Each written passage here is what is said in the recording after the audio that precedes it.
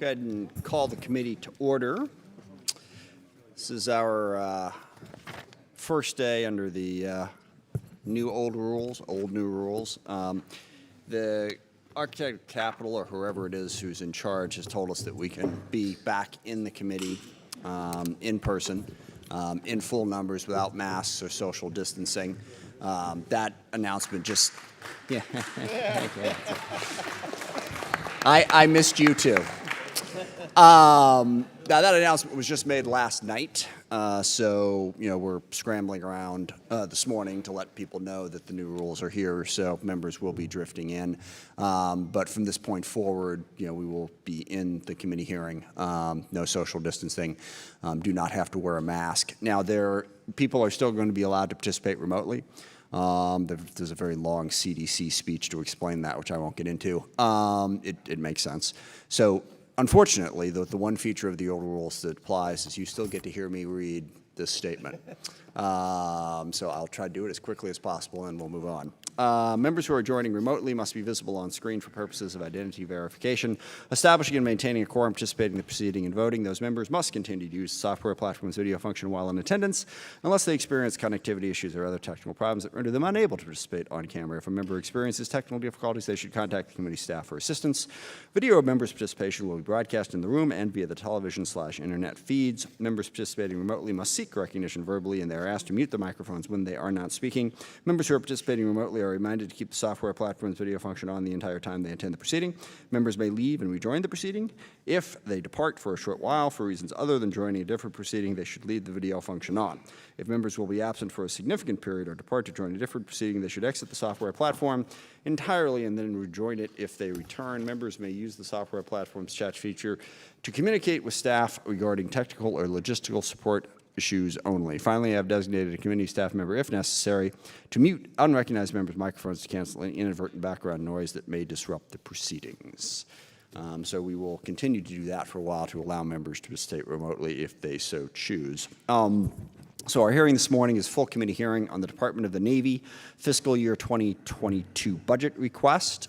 We have the Honorable Thomas Harker, Acting Secretary of the Navy, with us this morning, as well as Admiral Michael Gilday, Chief of Naval Operations and General. Sorry, I got to slow down. I was in my sort of get through that thing mode. Now it's like I just got. And General David Berger, Commandant of the Marine Corps. And we thank you, gentlemen, for being here. We look forward to your testimony. These are very, very challenging times in our country for a variety of different reasons. But within the military, there's huge transformations going on and huge challenges going on at the same time. I've met and spoken with all three of you about your approach to that. And at the outset, I just want to say, thank you. I think you are doing an outstanding job of, confronting those challenges. And it's not easy. You have to do so within a finite budget environment. Number one, we still have the complex threat environment that we've had for a while with Russia and China, with North Korea and Iran, and transnational terrorist groups. And trying to figure out how to manage our resources and meet all of those threats and meet the needs of our national security continues to be a challenge. We are still working our way through COVID, obviously. Vaccination rates, a little troublesome within the military. Got to get those up higher. And then, of course, we have the global challenges that come from the fact that much of the world does not have access to the vaccine, and there are many places where it's spreading. But the transformation that I think is really interesting is what you've been working on in terms of building the force to meet the challenges of today and to meet the information warfare scene that we face. And the simplest way to explain this is, mostly warfare is about massing as much firepower as possible and being able to get it to where you need to get it as quickly as possible. And that's still the case, but now information has become so key.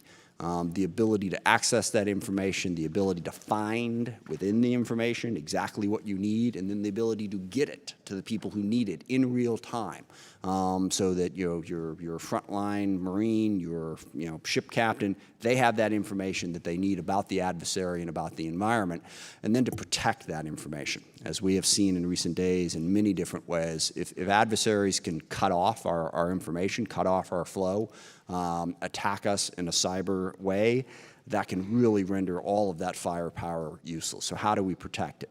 And then how do we make it survivable? The systems have to be survivable wherever they go. And that is a big change from the military that we built. So all three of you have to wrestle with that. What systems do you continue to fund? What do we need to add funds to? It's a huge set of challenges that I know all three of you have confronted, and we're very anxious to hear today, how the president's budget reflects that, and what you think we need to do here on this committee to help enhance your efforts to make those changes. I guess the two big things that I would mention before I turn it over to Mr. Rogers, one, on the infrastructure side, there's been a lot of focus on the Navy side on the shipyards. And our maintenance requirements. As you well know, one of the big problems with having our assets available is hitting the maintenance schedules. Ships have to wait an extended period of time just to get access to a shipyard to get the maintenance they need to continue. What sort of upgrades do we need? What's the best way to go about doing those upgrades? And on the Marine Corps side, I know, General Berger, you have made some big, strong statements about how to transform the Marine Corps. The idea of massing and fighting on the battlefield is different now. You need different systems to support the mission that Marine Corps is going to face, fundamentally different than what you've been doing throughout most of your 200-plus year history. I know you've done a lot of work on that. We're anxious to hear about that. I guess the last comment I make is I mentioned that 200-plus year history. Our staff sort of, I guess, messed up on the schedule because it's the Army's birthday today. But here we are. So we'll wish the Army birthday, even though they're coming, I think, next week. So, but we appreciate all of your service and all the hard work you're doing in these very difficult times. And with that, I will turn it over to Ranking Member Rogers for his opening statement. Thank you. And it's not just the Army's birthday today. I think the rest of the committee will join me in wishing the chairman a happy birthday, and I hope it's your best year ever. Thank you. I appreciate that. We have to mention it is also Rick Larson's birthday today. All right. That is the little applause. And that is a little known fact. Yes, we got to clap for it. All right. Rick and I were actually born on the exact same day. We are the exact Washington same age. State has some activity going on about. Well, I was born in D.C., but that's another story. Anyway, the time is yours. I apologize. All right, thank you. Go ahead. I do want to thank the witnesses for being here and the time it took to prepare for this. I know it's a pain, but we really appreciate it. And I appreciate your service to our nation. At his confirmation hearing, Secretary Austin said that China presents the most significant threat going forward and that China should be viewed as our national security, quote, pacing threat, close quote. I wholeheartedly agree with that. I was optimistic that the President would hear that rhetoric from the Secretary and turn it into action. Unfortunately, I was being naive. Rather than keeping pace with the threat from China, the President's budget recommendation would let us lap them, or let them lap us. We need not look much further than the request for the Department of the Navy. The President requests a paltry 8 battle force ships, 2 of which are tugboats. At the same time, the President wants to retire 15 other battleships, including 7 cruisers. Those 7 cruisers provide more afloat missile capability than almost the entire British fleet. But the cuts don't end there. The budget would break a multi-year destroyer procurement, truncate key developmental programs like Railgun, and pass on critical munition investments like Tomahawk missiles and heavyweight torpedoes. This budget is throwing the shipbuilding industrial base further into disarray. Shipbuilders are laying off workers because of the lack of Navy vision and chronic underfunding. Even strategies that save money are beyond the ability of this administration to support, despite testimony that smart amphibious ship acquisition would lead to over $700 million in cost savings. The administration has elected to take a pass. While this administration dithers, China is rapidly growing and modernizing its Navy. Our fleet of 296 ships has already been eclipsed by the Chinese fleet of over 350 ships and submarines. China has more than 1,250 ground-launched ballistic missiles and ground-launched cruise missiles with ranges between 200 and 2,000 miles. The United States currently fields just one type of conventional ground-launched ballistic missile with a range of 30 to 120 miles. I'm also concerned with the strike fighter gap. This budget fails to fund additional Super Hornets, RF-35s, for the Navy.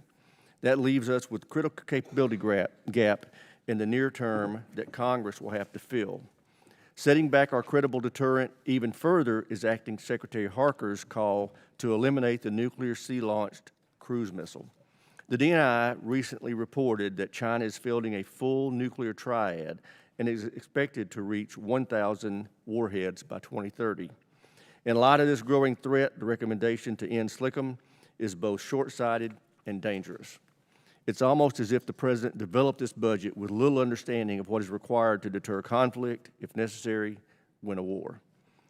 Quite simply, this budget has little to do with pacing China, and I refuse to support it. We should be expanding and modernizing our naval capabilities as called for by the last administration. I'm disappointed the Biden administration doesn't see the threat from China the same way. But I look forward to working with the majority to pass a real defense budget that supports modernization and ensures credible deterrence. And with that, Mr. Chairman, I yield back. Thank you, Mr. Harker. Chairman Smith, Ranking Member Rogers, distinguished members of the committee, thank you for your bipartisan efforts on behalf of the sailors, Marines, and civilians that make up our Department of the Navy. I'm honored to be here with General Berger and Admiral Gilday. I support their efforts to build a more integrated all-domain naval force through the NAV Plan and Force Design 2030. The President's budget for FY22 reflects a balanced approach to ensure we have the capabilities, capacity, and readiness needed to defend the nation and our interests. It demonstrates our resolve to stay ahead of the pacing threat of China and other global challenges, making hard choices to divest of less capable assets to invest in a superior future force. The top priority for each of us will always be to ensure our sailors, Marines, and civilians are prepared to execute the mission and return home safely to their families. We're prioritizing the mental health of our force, speaking out at the senior level about the benefits of counseling and the availability of counselors, chaplains, and other professionals. We appreciate this committee's attention to that vital issue and your support in providing additional mental health support to our sailors and Marines in forward operational units. We're fighting the scourge of sexual harassment and sexual assault through efforts like the Watch List, a tool that uses Navy and Marine Corps data to alert commanders to conditions in their units that may lead to these toxic behaviors. We also look forward to the findings of Secretary Austin's 90-day independent review commission and are committed to making meaningful and lasting progress on this issue. To ensure our resources reach the warfighters who need them, we're demanding rigorous self-assessment and responsive accountability through the Performance to Plan initiative. We are also on the right path towards obtaining an audit opinion for the Navy and Marine Corps General Funds and the DON's Working Capital Fund. We are the only military department that has fixed audit material weaknesses and are leading the way on this critical effort. We are also increasing our investment in the department's oversight functions while maximizing our return on our investment in the performance audit process. Modernization of our information technology infrastructure is a critical warfighting priority for the department. Effective use and management of data is key to our digital transformation and will change how we fight and win at every level. I have visited all 4 of our Navy shipyards, as well as most of the private shipyards, and I am fully committed to the Shipyard Infrastructure Optimization Program and other vital physical and IT infrastructure investments. These will increase the capability and resiliency of these century-old installations, increasing the size and capability of our dry docks and equipping our 40,000-person workforce with the tools they need to maintain our new and more lethal assets. Around the world and around the clock, the sailors, Marines, and civilians of our integrated naval force stand the watch and execute the mission. On behalf of each of them, I thank you for your time and dedicated oversight and look forward to your questions. Thank you, Admiral Gilday. Chairman Smith, Ranking Member Rogers, distinguished members of the committee, thank you for the opportunity to testify this morning, along with Secretary Harker and General Berger. We all are thankful for the enduring support that this committee provides the Navy and Marine Corps team.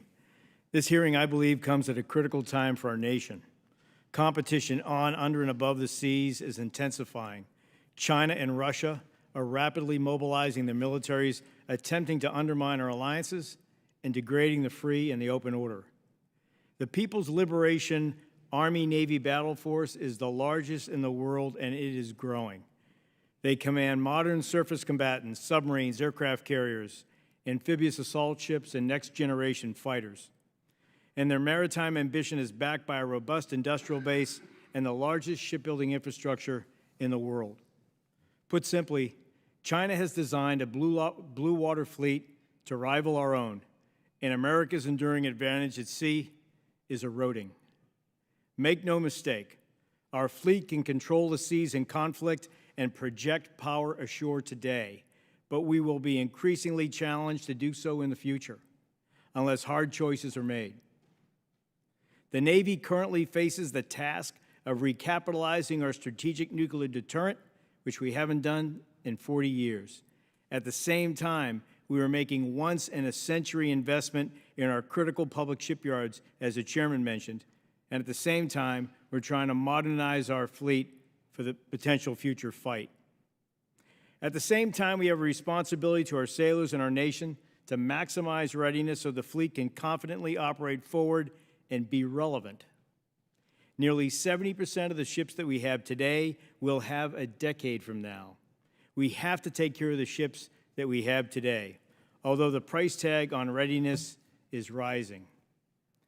Over the last 20 years, manpower, operations, and maintenance costs, 60% of our budget, have grown at 2.4% above the rate of inflation.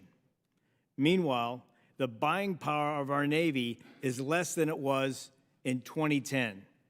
Back then, we had 288 ships. Today, we have 296. As you all know, the results of analysis done over the past 5 years, whether inside the Pentagon or outside, have been consistent and clear. America needs a larger, more capable fleet. Our latest Future Force Naval Structure Assessment provided the headlights not only for the size of our future fleet, but importantly for the composition of that fleet, the capabilities that it brings to the joint force. If the Navy's top line remains flat or goes down further, the size of our fleet will definitely shrink. Despite these fiscal challenges, we are determined to field a more capable, a more lethal, and a more ready Navy for the joint force. To do this, we are improving our maintenance in our shipyards and aviation depots. We are ensuring our ships are properly manned, that our magazines are filled with ammunition, and that we have our storerooms filled with spare parts. And that our sailors are getting the steaming days and flying hours that they need to hone their skills. We are working hard on a more robust, resilient network infrastructure. We are investing in long-range precision fires like hypersonics and tactical Tomahawk. And we're developing directed energy systems to improve fleet survivability. Our eye is on the larger hybrid fleet. The investments in our shipbuilding account reflect the rigorous analysis we conducted last year, as well as a high demand from combatant commanders. We are determined to deliver the Columbia SSBN on time as we build affordable capacity, which includes a deliberate approach to unmanned. And we're making sure that every sailor can outthink and outfight any adversary by scaling our efforts for ready relevant learning and live virtual constructive training. Committee, the average age of the Chinese fleet is 11 years. Ours is 21. It's time to field the future Navy. We must modernize now for the looming competition ahead of us and maintain a forward posture that keeps America safe and prosperous. I am extremely proud of our sailors, our Navy civilians, and our families who have sustained historic high op tempo in the midst of a pandemic. They remain the source of our strength, as are the patriots in our shipyards and aircraft depots and our partners in industry, companies large and small who keep the production lines moving. Again, we are grateful for this committee's support to our Navy and Marine Corps team. I look forward to answering your questions. Thank you. Thank you. General Berger. Chairman Smith, Ranking Member Rogers, and members of the committee. Over the past 2 years since becoming Commandant, I've come to better understand and appreciate the bipartisan support of this committee, which is really critical to creating the force that we have today, but also the force that we're going to need for the future. I realize there's competing national priorities you have to wrestle with, and that's going to put pressure on defense budgets. But I'm also confident that you all appreciate the severity of the security environment around the world. As the global competition with China and Russia increases and accelerates, I would argue, your military will need to have more advanced capabilities in order to effectively compete, to reassure our allies and partners, and to deter war. Force Design 2030 is the Marine Corps' answer to creating the cutting-edge capabilities and the ready forces that will better enable the fleet and the joint force to deter, to compete, and to respond with ready forces to any crisis anywhere on the globe. To be clear, force design is the centerpiece of a broader, more systemic modernization effort across your Corps, one that improves more than just our equipment and our warfighting formations, but also our personnel systems, our training, and our family programs as well. We're roughly 2 years into that modernization program, and I feel I owe this committee an update. And while we don't have sufficient time this morning to go into all the details, I do want to highlight 3 key areas of progress. First, we've increased the operational reach and the efficacy of our Naval Expeditionary Forces to include our Marine Expeditionary Units, our MEUs, which remain the crown jewel of our force. Beginning last year, we started our transition to a mixed capability of long-range ship and ground-based unmanned aerial systems, UASs, including the MQ-9 Reaper. This will significantly expand our ISR capabilities, and it will enable us to better support the fleet and the Joint Operational Commander, including anti-submarine warfare. We've also initiated a partnership with industry to develop a future autonomous long-range unmanned surface vessel that will extend the reach of our MEUs. That vessel will give us a new tool for maritime gray zone competition.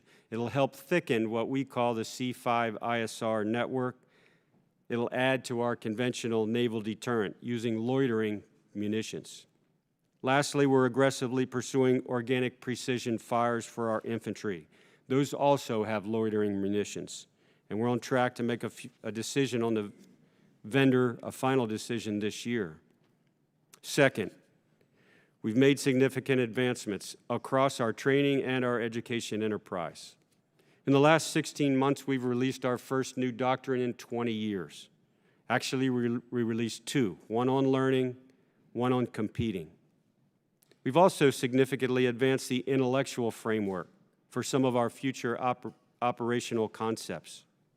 Earlier this year, we published a tentative manual for expeditionary advanced base operations, and we will use that to inform our training, our wargaming, and our exercises.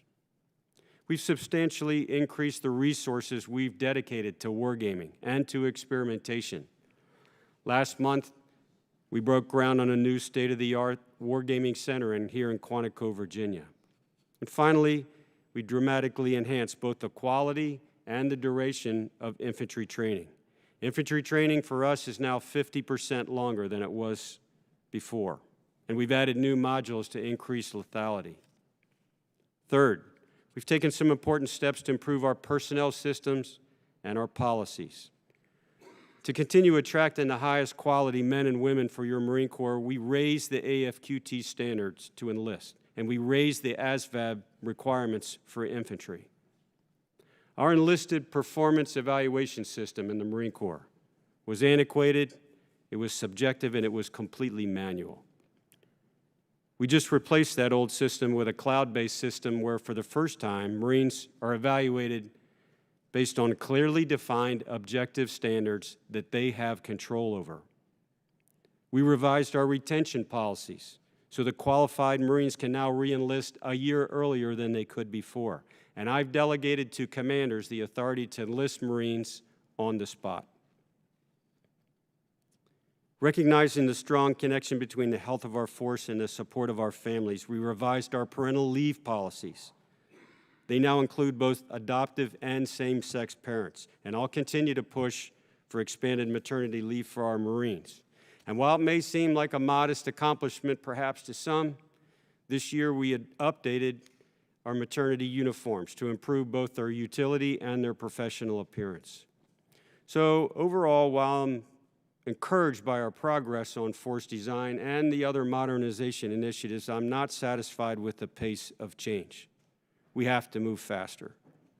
To accelerate our program, we as a service will need to do a better job of explaining the details of Force Design 2030 to members and to your staffs.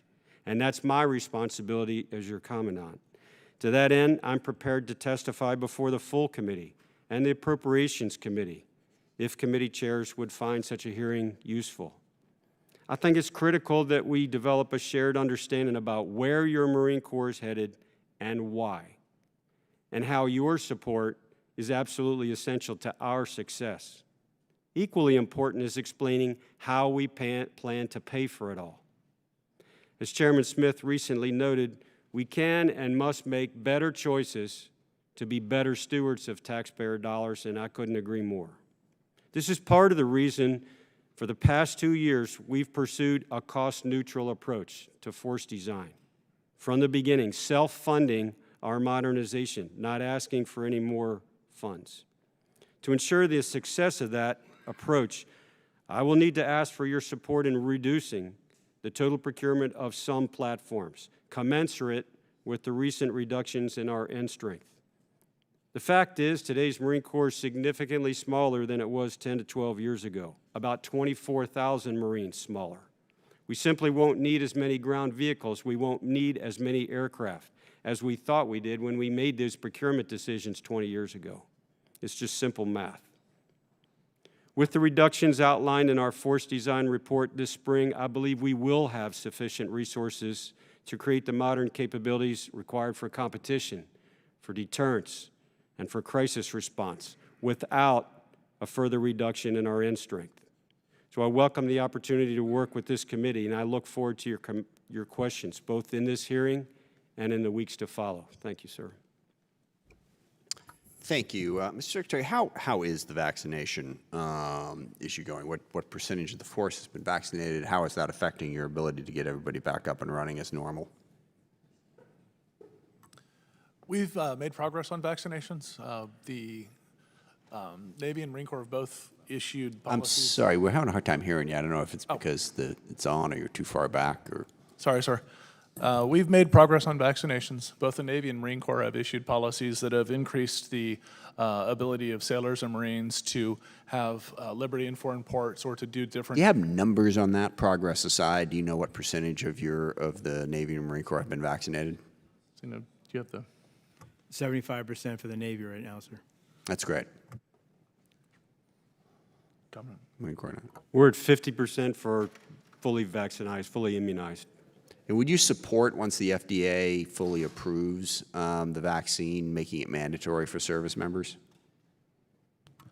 Sir, we're looking at that right now at the OSD level. They're coming up with guidance. I believe the Secretary is considering making that decision to do so, but it's not something that he has announced to us yet.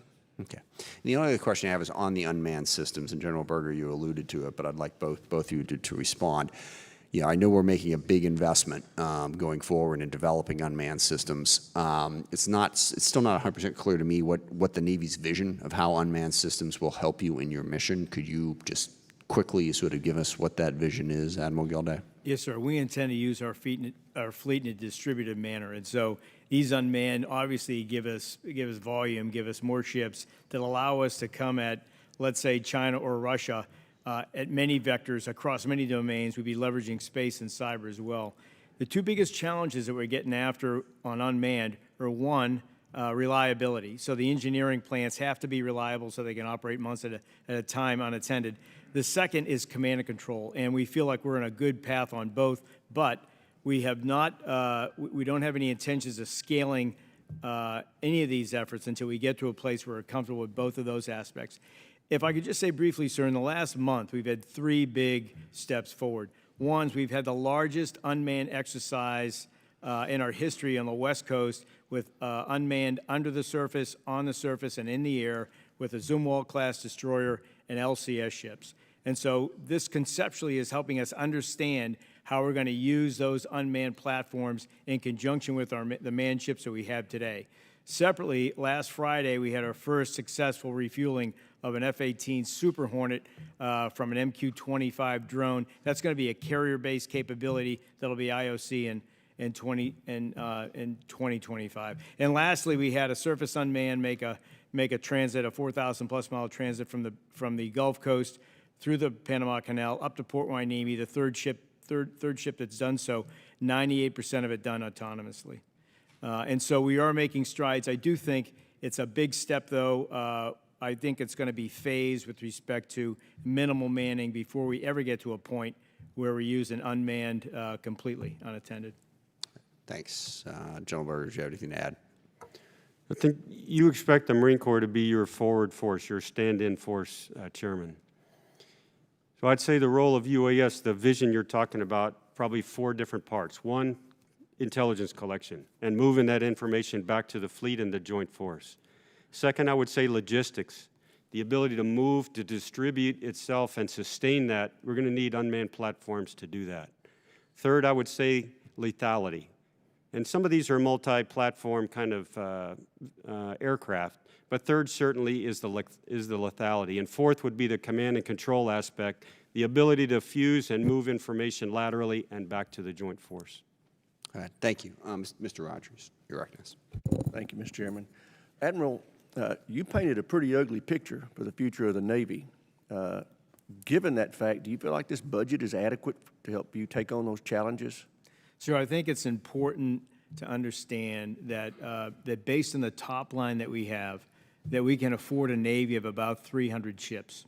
What we're trying to do with our investment strategy is to balance those investments across the readiness of the fleet today, the modernization with new technologies, and that's reflected as an example with a 12% increase in R&D with an emphasis on hypersonics in the offensive and laser technology on the defensive to protect the fleet.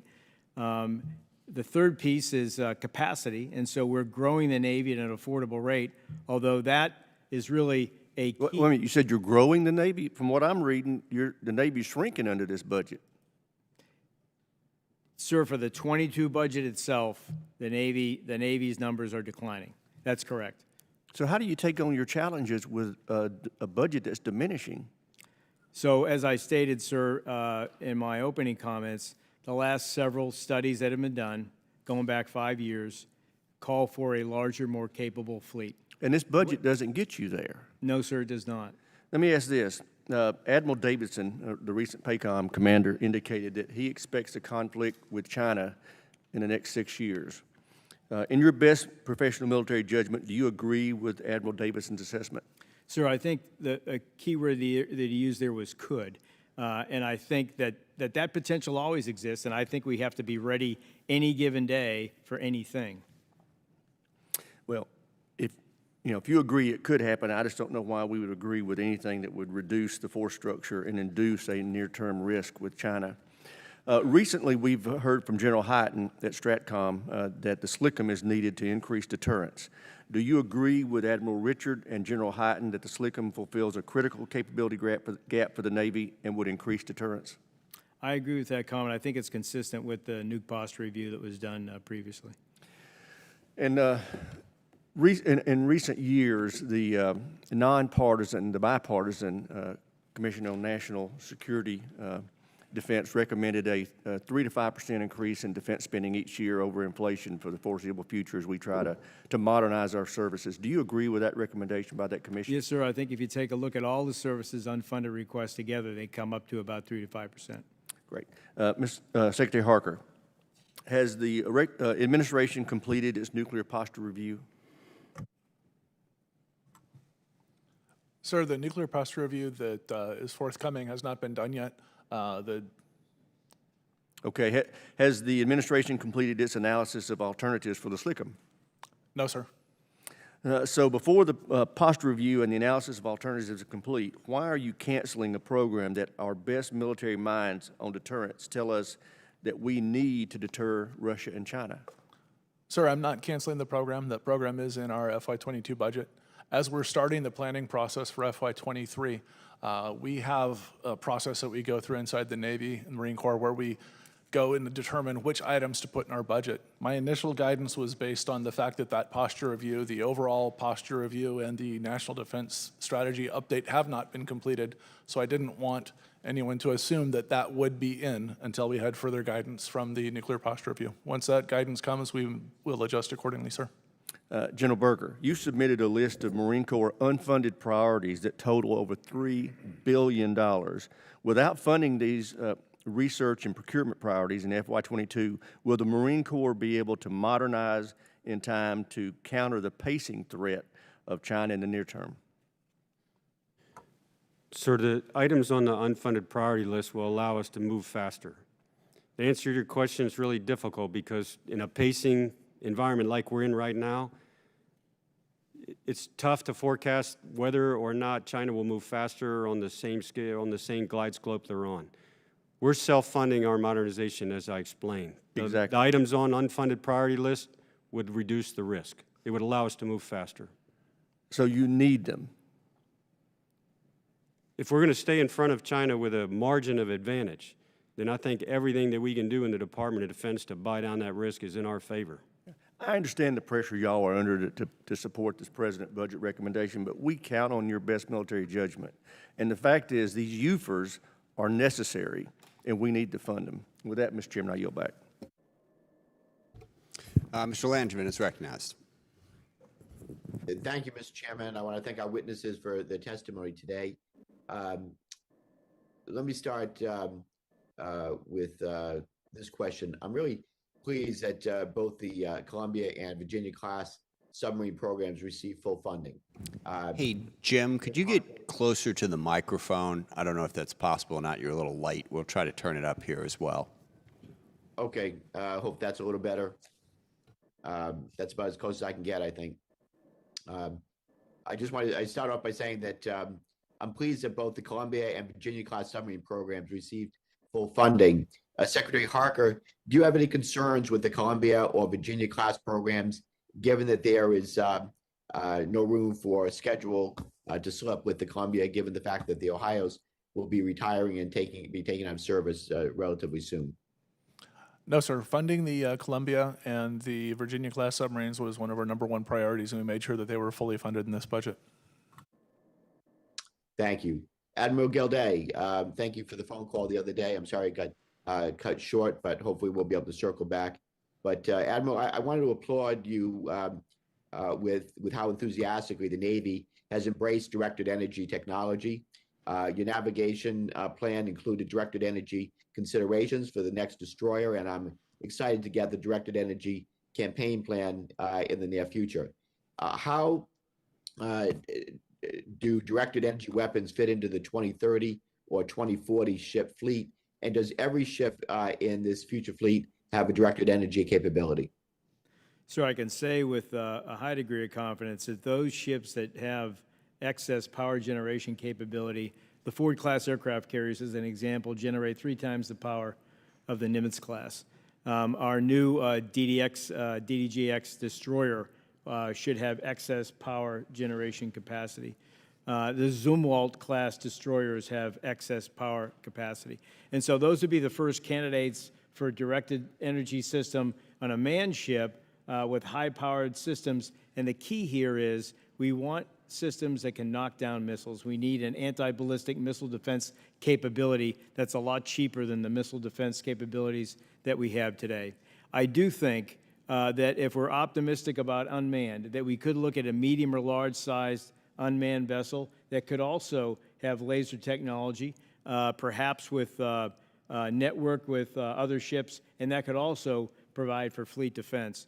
I think if we're going to defend the fleet in the future, a potentially larger fleet that's dispersed, we're going to have to look at directed energy as a potential solution set. And as I mentioned earlier, it remains on the defensive side our top priority with respect to research and development, and that is proceeding at pace with industry. Thank you, Admiral. Let me turn to another emerging technology that I've been following for quite some time. I'm concerned that the Navy is trying to shelve the railgun. I view the weapon as an air defense capability that will be vital in the era of great power competition. It has a cost per shot advantage, and it will deepen a ship's magazine, and it helps alleviate Navy's vertical launch cell shortage. Why is the Navy giving up on the railgun and gun-based air defense capabilities? Sir, we've been chasing railgun for almost 30 years now, and we just have not been able to develop a system that can easily get aboard a ship that would provide the kind of probability of kill that you speak to, that we aspired to when we started doing the research years ago.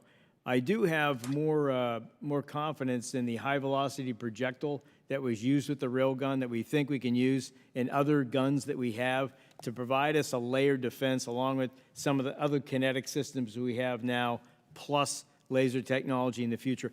I'd also say that that hypersonic missile technology and the standoff ranges that both we and our potential adversaries face begin to make the railgun a less attractive option just with respect to range.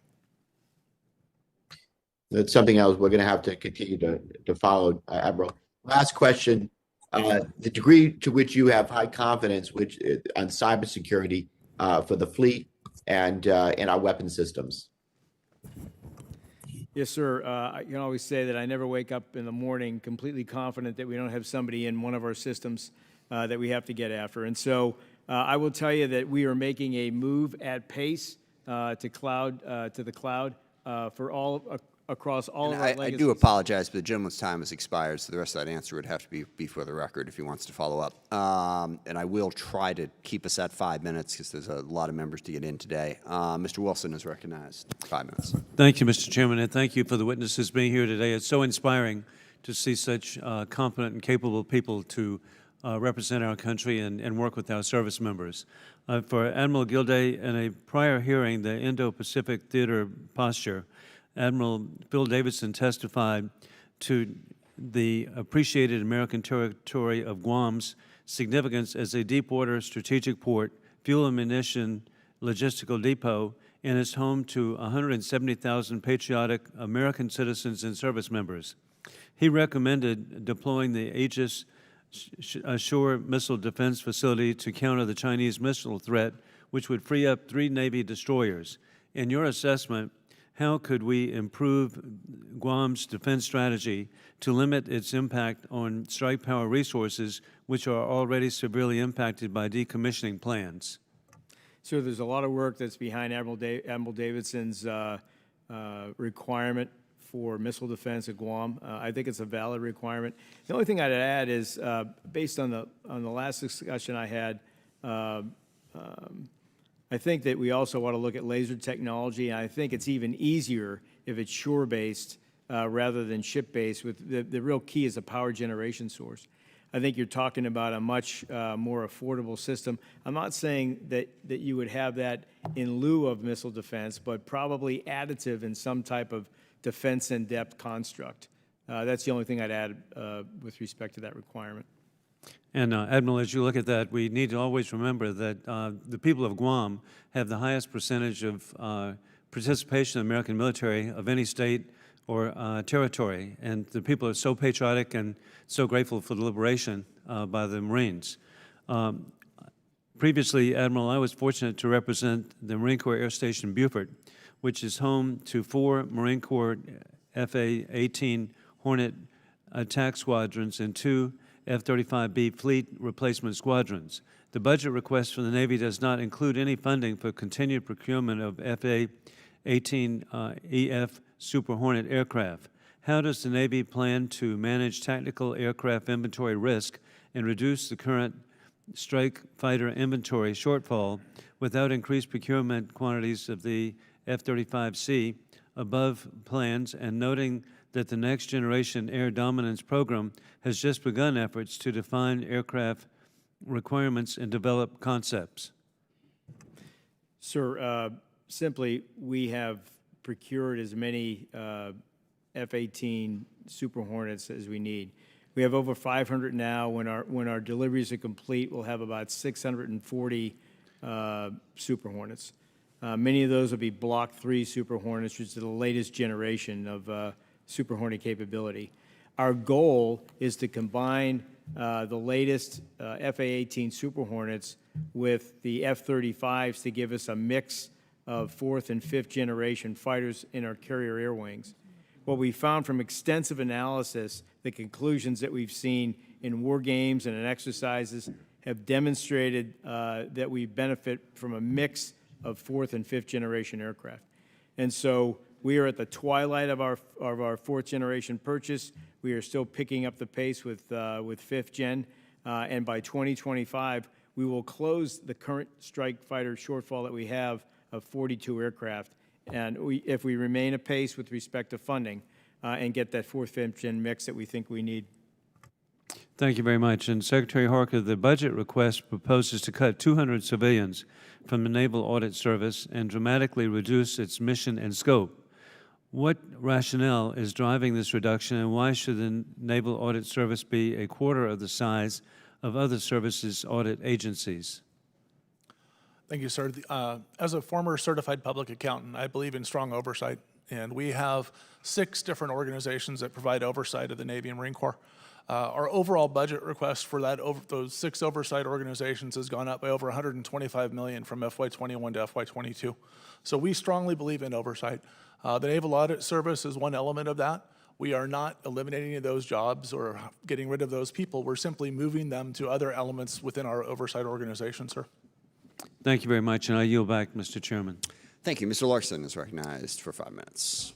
Thank you, Mr. Chair, and appreciate everyone coming out today. So, for I think Secretary Harker, we've got a really nice, shiny new building at Naval Air Station Woodby Island, built for the Triton, and it's got that new car smell, and no one's in it. So the question is about the timeline for the Triton, and getting that, not just getting it operational beyond the 2 that are out there, and the budget, again, delays that for a year. So can you give us an update on when the timing is, what the timing is for the Triton? And if you can't, I'll have Admiral Gilday. Sorry, I may have to get back with you on that one. Admiral Gilday. Sir, just so that I understand you correctly, you're talking about the new Columbia class that we're bringing online in 2027? No, the unmanned aircraft at Naval Air Station Woodby Island. Yes, sir. There's a building built. MQ-4. The MQ-4. Yes, sir, right now, yes, sir. By the way, thank you, Representative Courtney. Yes, sir. As you know, our MQ-4s right now are deployed to Guam, and so we will be bringing them back at some point and rotating them in and out. But that's just 2 of them, and I'm talking about the operators. We got a building built for the operators. It's empty, so the VQ-1 squadron's moving in there before they're decommissioning, but that's just a matter of happenstance. Sir, I know it's built, ready to go. Yes, sir. We're not going to be using it for 3 years.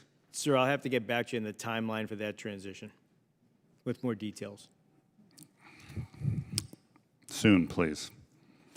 When are we going to get these strategic laydown documents, which were supposed to be here by the end of June 11th? Sir, our documents are being informed by the ongoing global posture review. So the OSD just finished their task force China.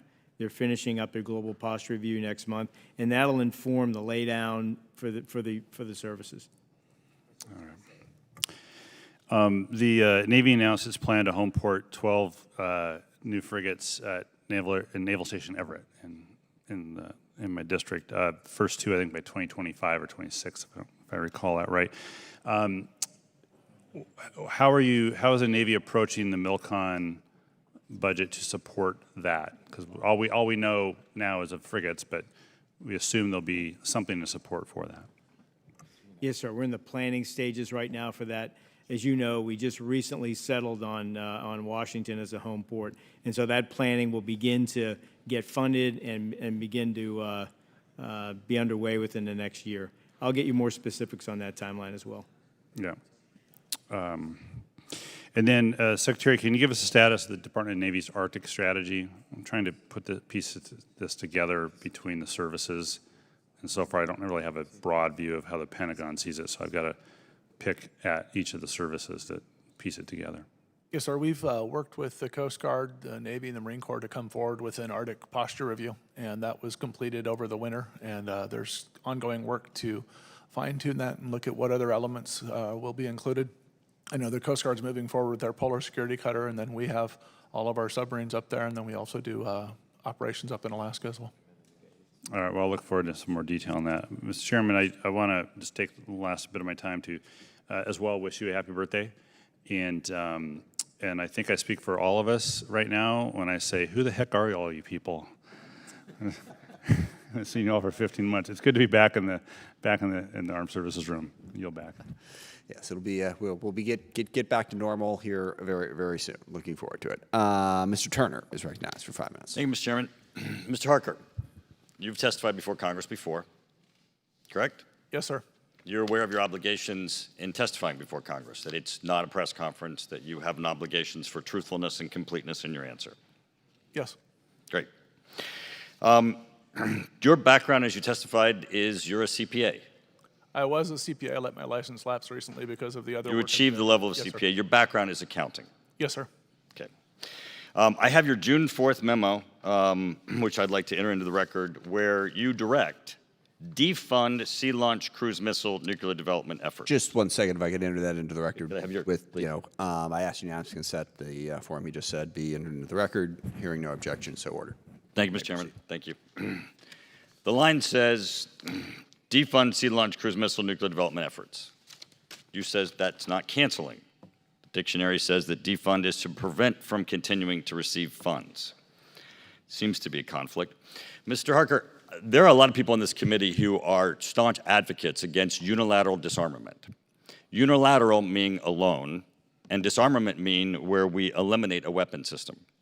We're big fans of arms control negotiations, where we actually get something for what we're doing. Now, I'm very concerned about this memo, because your background is accounting. Now, Secretary of Defense Austin, Chairman Milley, and Admiral Richard, and I'm going to guess with a question here, Admiral Gilday, were you consulted on this defunding of this missile? No, sir. No, sir. So Secretary Austin has that experience, Chairman Milley has that experience, Admiral Richard has that experience, Admiral Gilday has that experience, and you do not. Congress and 2 administrations, including this budget, funded it. Do you have the expertise to conduct the assessment of the analysis of alternatives to the sea-based launch cruise missile, No, other sir. than financial? No, sir, I do not. Do you have the expertise to conduct the nuclear posture review? No, sir, I do not. So, but yet you have the expertise, apparently, to direct the defunding of a cruise missile. Now, you said it was because you didn't want anybody to assume it was in because the nuclear posture review hadn't been conducted. Why not all nukes, Mr. Harker? Why didn't you direct them to defund all nukes? How did you choose, and remember your obligations before Congress, how did you choose defund the Sea Launch Cruise Missile? Sir, because of where we are in the budget process, we have about 8 months before the president's budget is finalized. And Okay, but Mr. Harker, you had to specifically choose something. This is not a number that's in this. This is a weapon system. So, Mr. Harker, I'm going to ask you, who did you discuss this with, since you've already indicated you don't have the expertise to being able to make strategic nuclear weapons decisions?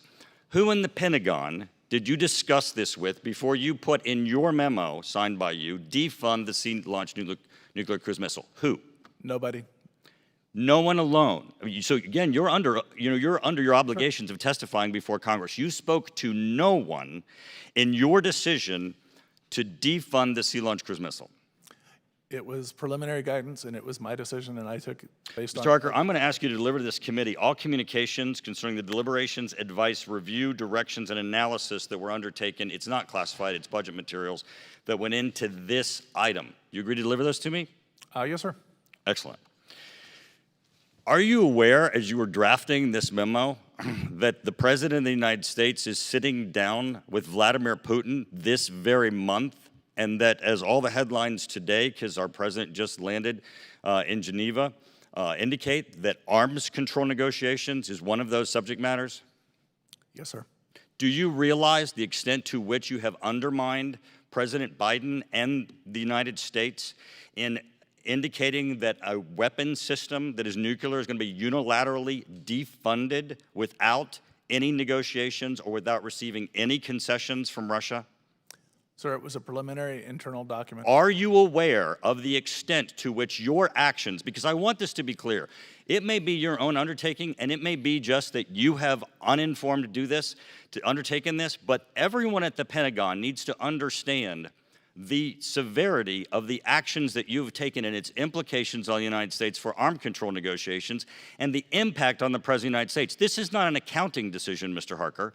Do you know the extent to which you have undermined the President of the United States in his arms control negotiations by undertaking what can only be described as a unilateral, you alone having done it, disarmament recommendation? Yes, sir. I yield back. Mr. Courtney is recognized. Thank you, Mr. Chairman, and thank you to all the witnesses who, and Sea-Power Subcommittee, we've worked together a lot, and I'm looking forward. I think we are going to have more work to do.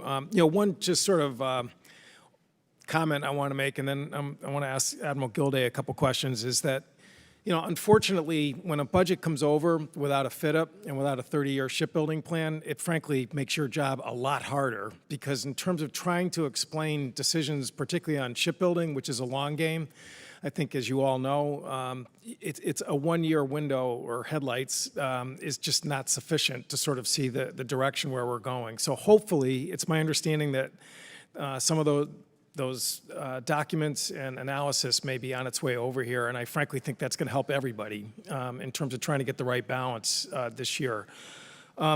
Admiral, on page 13 of your testimony, you state that our future fleet places a premium on expanding our undersea advantage. During conflict, sea control and sea denial from beneath the waves are among the Navy's core advantages. We cannot afford to yield any ground to our competitors.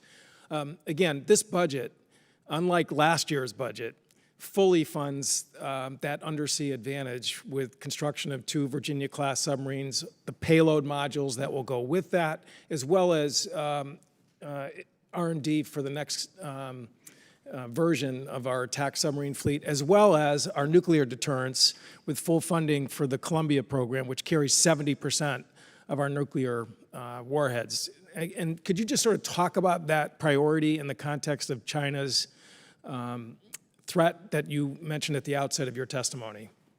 Yes, sir. I think that with respect to our most survivable strike platform, and again, this goes right back to why we have a Navy. This is about sea control and power projection, the ability to project power ashore. The submarines give us that greatest advantage. That overmatch that we have right now against China, we are unwilling to budge on. And so as we take a look at our investment strategy and where we put our next dollar with respect to lethality, our mind always goes to the undersea, including the unmanned undersea. With respect to Columbia, this year Columbia is about just over 20% of our shipbuilding budget.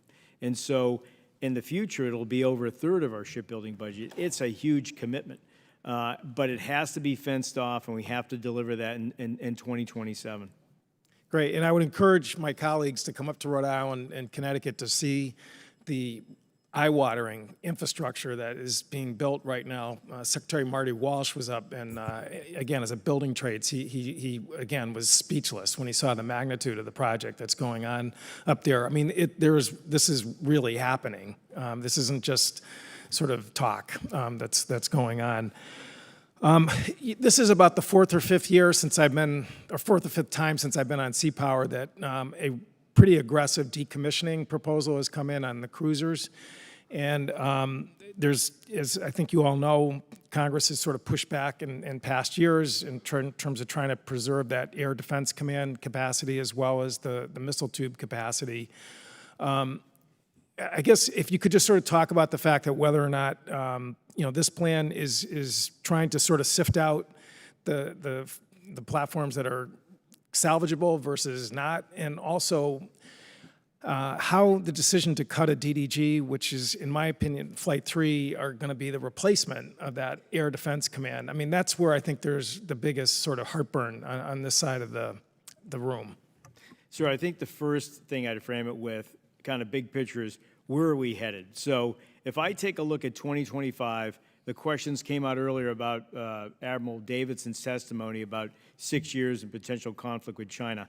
So what do we plan to deliver in 2025 and 2026? So if I take a look at the undersea, we'll have delivered all of our Block 3 Virginias. We'll have delivered all of our Block 4 Virginias. We'll be in the cusp of delivering Block 5s, and we'll have a longer range, more lethal undersea weapon.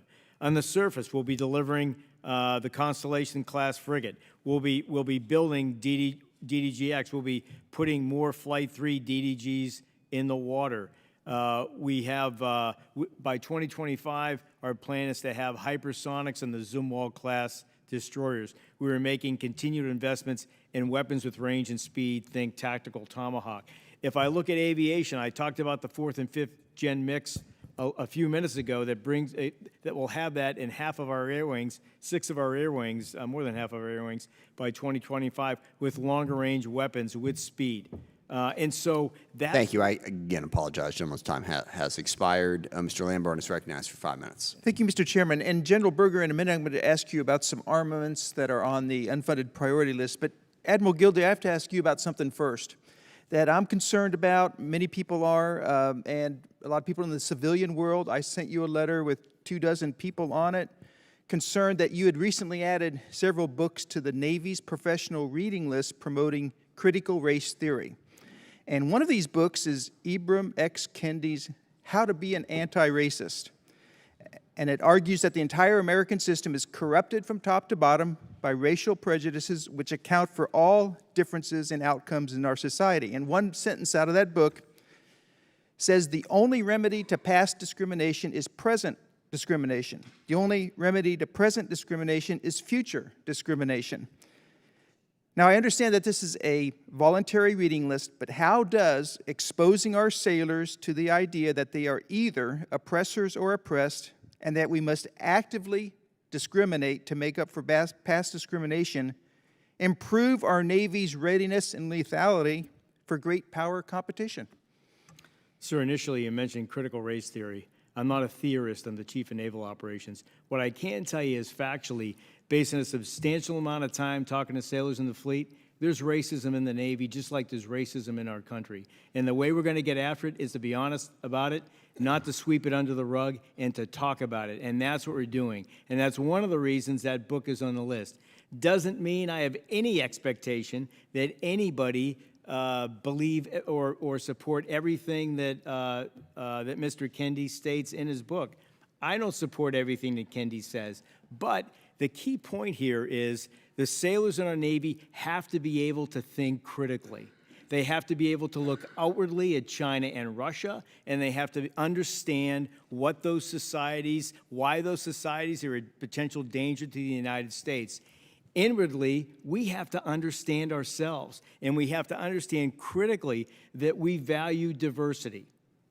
And I think... Okay, Admiral, I agree that we should have a robust and great discussion, and any racism should be uprooted and taken away. I absolutely agree, and I endorse that.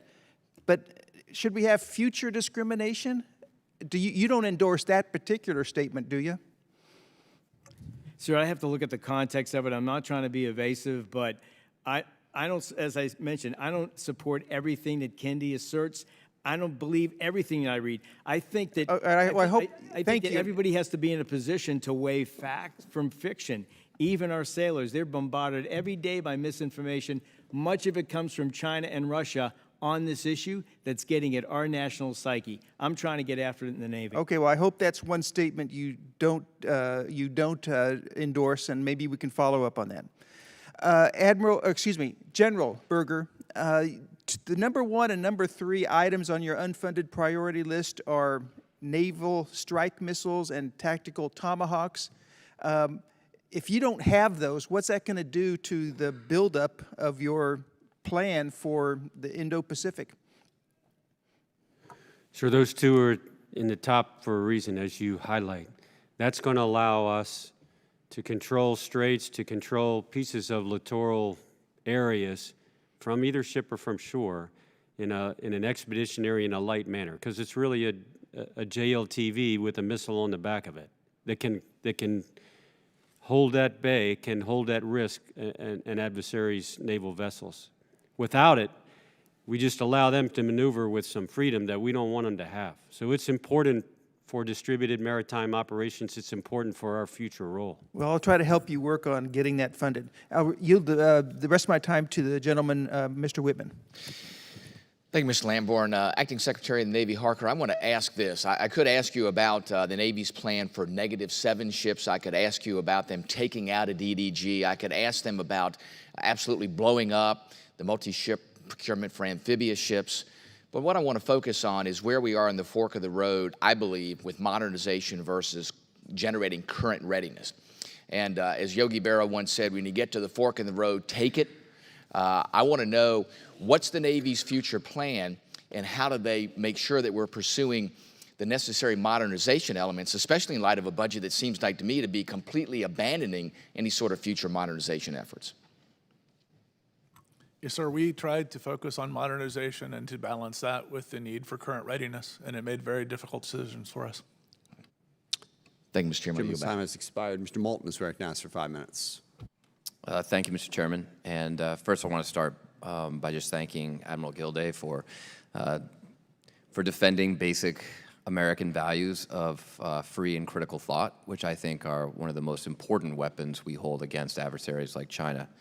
General Berger, to start with you, last year I asked you about the CH-53K requirement. I regret using the word requirement as you responded that you need 200 aircraft per the established program of record. Less than 30 days after you testified, you released your force design report and stated that you needed fewer heavy lift helicopters. Then in March of this year, you said that you do not need at least 2 full squadrons of heavy lift helicopters compared to your previous plans. 32 fewer aircraft creates a potential savings for the American taxpayer or for the Marine Corps of $4.4 billion. So if you were allowed to change the acquisition plan and recover those funds, can you please state how you would use those savings and why? I think I agree with the premise, and I tried to address it in my opening comments. I think you look at us, you look to us to buy what we need, nothing more. So we need to match the vertical lift capability to the size of the Marine Corps and the tasks we're going to have in the future. I think the program of record is, I know, it's larger than we're going to need.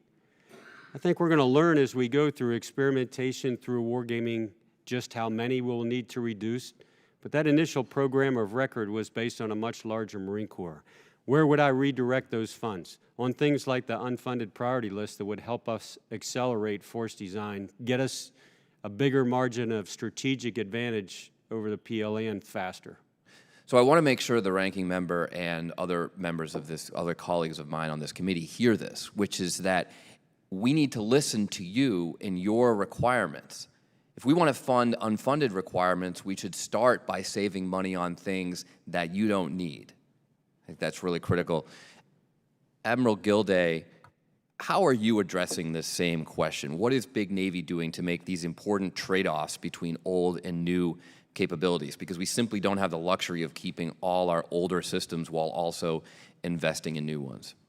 Yes, sir. And so as I mentioned earlier, we need the Navy forward to be relevant. And as Admiral David testified, as Admiral Aquilino testified, China is becoming increasingly a concern with respect to Taiwan. We need to be out there. And so I continue to fund the readiness of an aging fleet that, as I mentioned, is 21 years old. It's expensive, but that's the Navy that I believe the nation needs out there on point. I'm investing heavily in new technologies, hypersonics as an example, directed energy in the defensive side as an example. As opposed to years ago, we are actually doing the maintenance on our ships. We're getting better at doing that maintenance on time. We're not deferring the maintenance. We're not kicking it down the road because we know that 70% of the force we have today we're going to have in the future. Sir, it is a balance between being ready today and making those investments for a force just around the corner that we may need tomorrow. It's a risk issue, and it also takes into account the industrial base. One of the clear conclusions of our bipartisan Future Defense Task Force report is that we have to make these trade-offs, but also that many of these new technologies and capabilities are actually less expensive than some of the big old heavy weapon systems that we are working so hard to maintain right now. Just look at China for an example, and we can see the kind of trade-offs we can make, and that's why our bipartisan task force was also able to recommend spending more money on fundamental investments in our national security, like basic scientific research and STEM education of our youth. Commandant, it sounds like this question of modernization and trade-offs is critical. Would you benefit from having a separate hearing to discuss this before the committee? If it's useful to the members and your staff, yes, I would agree with that. And I think the way that the CNO and you and others have characterized it, and I've heard Congressman Whitman and a couple of other members the same. On the one hand, you have combatant commanders who have a risk right now this afternoon. We're just short on time. Very well. General Secretary Harker, Admiral Gilday, would you agree to such a hearing? Yes, sir. Yes, sir. General Berger, is it a problem that we lost the USS Bonhomme Richard for your China strategy? It's a strategic problem. Admiral Gilday, we need to see the report on this. We need to see the report, and we need to have a clear plan to replace this ship if it's critical for our China strategy. All the more so if the rumors are true that one of your sailors burned it down. Yes, sir. I commit to providing the full report to the Gentleman's Congress time and making has the report expired. public. Mr. Whitman is recognized. Thank you, Mr. Chairman. I want to thank our witnesses again. General Berger, thank you again for all the work that you're doing with Force Design 2030 for the Marine Corps. Very forward-thinking, the exact direction I believe we need to go to make sure the Marine Corps is indeed that lethal fighting force at the tip of the spear that protects this nation at a moment's notice and deters our adversaries around the world. As we look at the things that are necessary in Force Design 2030, there's a lot there. There's a lot of modernization that needs to take place. There's a lot of divestiture in existing platforms. There's a lot of transition to new platforms, to new capability. All those things, I think, are incredibly important. The thing that I'm concerned about, though, is that Congress, in looking at that, gets lulled into a sense that the Marine Corps can do this by just, in and of itself, retiring legacy systems and then taking those resources and putting them forward to modernization. But as we know, you have to do the transition properly. You can't just get rid of everything and then have this giant gap in capability and say, well, now, years from now, things are going to happen. I always tell folks, I said, you know, the dreams of our nation's defense always happen outside the fit-up. And I want to make sure that doesn't happen in this particular case. And what I want to make sure, too, is that we understand that we're not taking on unacceptable risk in that transition. In other words, going through that bathtub. Can you give me your perspective? Because it seems like to me that the Marine Corps has always been noted for doing more with less. It seems like to me that as we modernize, we may be at a point of doing less with less if we don't look at the funding perspectives as you modernize, in addition to savings that you accrue by retiring legacy systems. Sir, in my assessment, we have wrung just about everything we can out of the Marine Corps internally. We're at the limits of the risk that you address. We've reduced end strength. We've divested of legacy systems. We've taken every measure we can to include a 15% cut in our headquarters. We've wrung it dry. We're driven by a pacing threat, as several of you all have highlighted today, that we don't control the pace at which they go. And neither me nor the CNO want to transfer risk onto the backs of a combatant commander, because we, as others have pointed out, we have a perfect record of guessing where the next conflict's going to happen. We got it wrong every time. Yeah. We have to be ready every day, every week. And the best insurance policy we have is a Naval Expeditionary Force that's forward. We are at the limits of what I can do internally right now. So would it be correct to say then that you, in order to get where you need to be with Force Design 2030, you would not only need the resources that you get from retiring older systems, but also some additional resources to make sure we're on track so we don't take that unacceptable risk with the Marine Corps as you modernize? I think that's accurate. My only other option is to reduce the end strength of your Marine Corps even further. And I think that's unacceptable risk. I agree. Admiral Gilday, let me ask about the tension between the COCOMs and what the chiefs are asked to provide, specifically the Navy Marine Corps team, as that demand signal continues to come in. As you look at the plans that our combatant commanders have, and then the request for forces. So it's always, what are we doing for today's risk? And I understand the combatant commander's quandary there. But it seems like to me, historically, we've seen recently a significant increase in those RFFs. So I think the question becomes, is the system broken? If all we're doing now is seeing this constant procession of RFFs, is the system broken? And should we maybe go back to the beginning and say, what's the real scope of threats, and how do we do a better job to make sure that we're not consuming so much resources today to generate readiness today that we can't do the modernization we need for years to come? So I think in short, I think the process needs more rigor. And so those 15 requests for forces that extended 4 carriers in Central Command for almost a year came at a cost of over $250 million that we can't invest in modernization. If there's a reason to keep the carrier there, then keep it there. But if there's not, use another element of the joint force to do the job and move things dynamically around. I think the current Secretary of Defense recognizes that. He's bringing the Eisenhower home. He's swinging the Reagan from the Western Pacific. That is not an easy decision to make. Yeah. But on any given day, today, the Navy has put 100 players on the field. The Secretary of Defense gets to decide how those players are used. And I just try to advise the judicious use of those forces so that we preserve precious resources. Thank you, sir. Thank you, Mr. Chairman. I yield back. Thank you, Mr. Whitman. Thank you, Admiral. Next up is Mr. Brown, who's joining us remotely.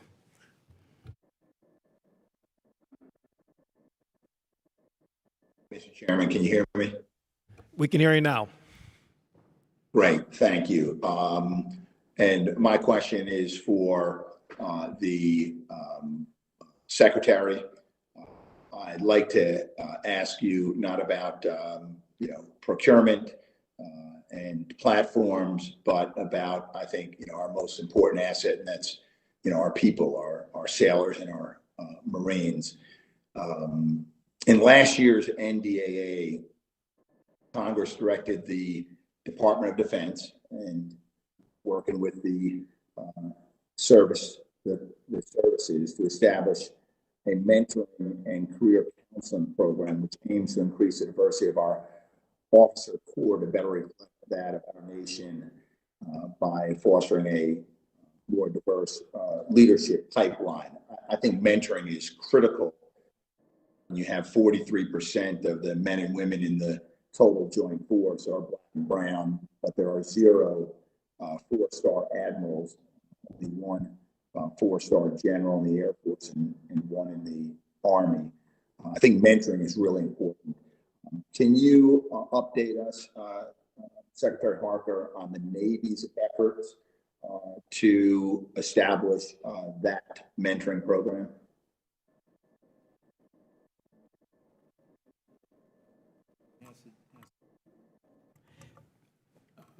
Sorry, sir, I'm hard of hearing, and I couldn't hear the entire question. CNO is going to help me with this one. Sir, I think the first thing I'd say is that I think that I'm speaking for the Secretary when I say that he agrees that a Navy that looks like its citizenry is a Navy that is truly representative of who we strive to be as a nation. And so coming out of Task Force Navy, it was about a 6-month effort where we went out to the fleet, we talked to sailors, and we got a better understanding of issues related to racism, with respect to gender discrimination, with respect to ethnic issues, and we came back with a number of recommendations. To your point, sir, one of the key things that we're doing is we're trying to do a better job at talent management so that we can put people in a position to be promoted so that we can make them admirals or make them generals. And so in the Navy, we have 17 officer communities, and they have just now started to brief me individually on what they're doing at the lieutenant and lieutenant commander level, so that we develop leaders that are going to be competitive with their peers and are going to promote at a rate equal to their peers, so that we can have that more diverse leadership flag wardroom in the future. I agree. Thank you, and I'd just like to emphasize that mentoring also needs to occur, and you and I have had this conversation at the pre-commissioning training, schooling, education, like the ROTC and the academies. I'd like to ask the Secretary another question. Last year in the Defense Authorization Act, we directed each service secretary to establish a senior advisor for diversity and inclusion. In fact, we worked across the aisle and with the services to ensure that we didn't call that person Chief Diversity Officer, but a senior advisor, and their qualifications are that they have background in management when it comes to diversity, equity, and inclusion issues and personnel. What is the status of the appointment of senior advisor for diversity and inclusion in the Navy, this senior advisor who reports directly to the service secretary?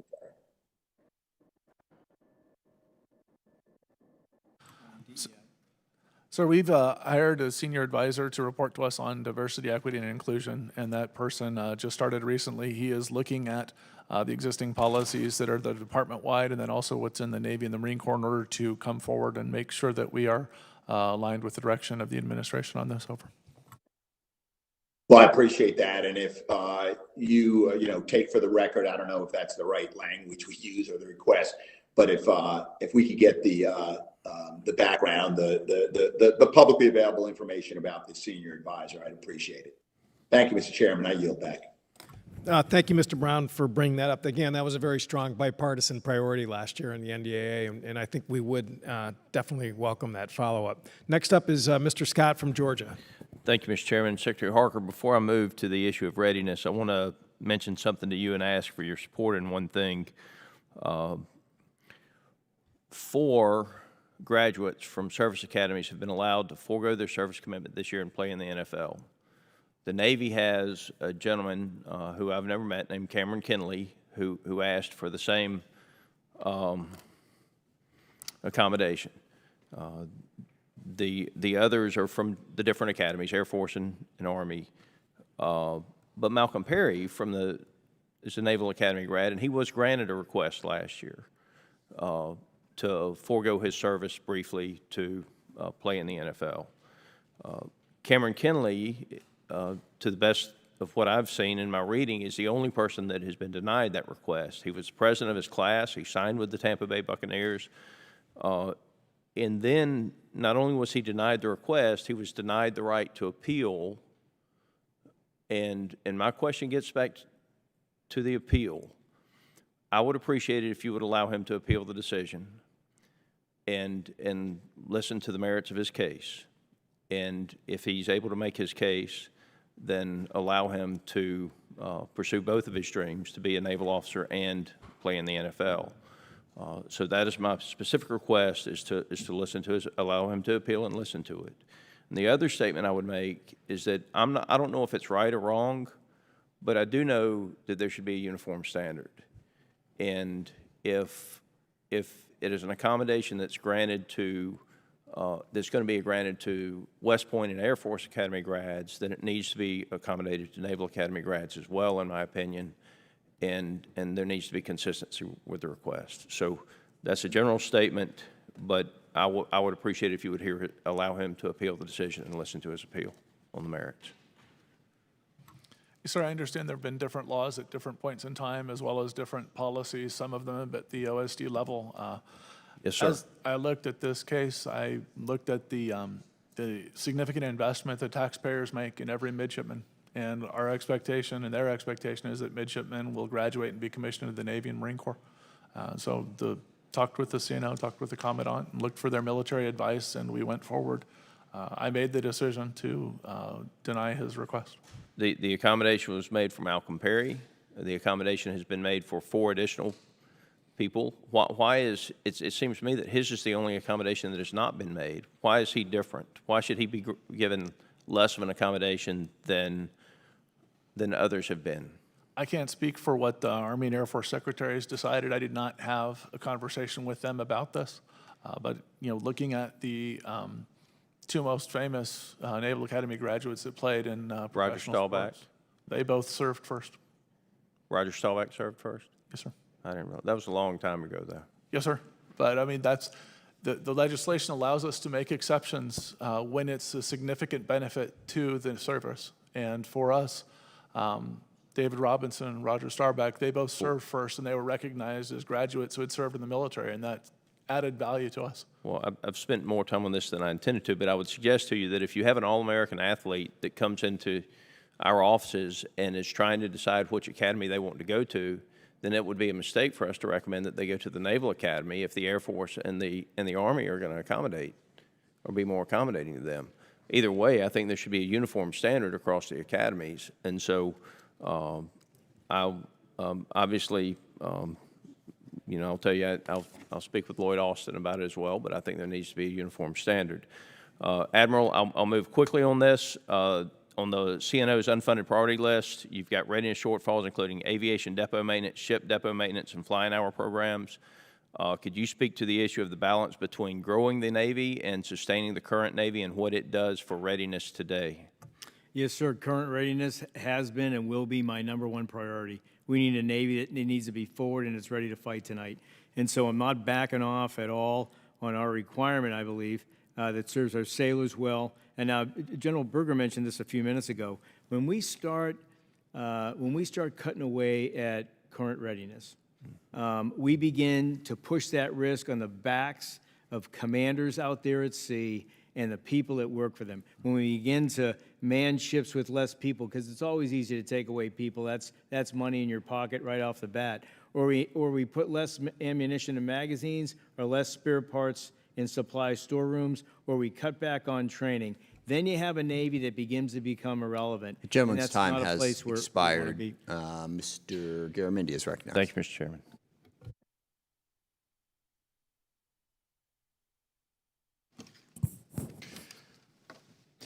Excuse me, I was stuck on Roger Staubach, with whom I had the privilege of playing against him twice during his career. So, memories. Mr. Secretary, you made the right decision. Moving on. Admiral Gilday, where's the 5-year ship plan? Sir, the 30-year shipbuilding plan or? The shipyard improvement plan. Oh, the shipyard improvement plan. Yes, sir, we'll have that by the end of the month. Good. Then we'll have a hearing shortly thereafter.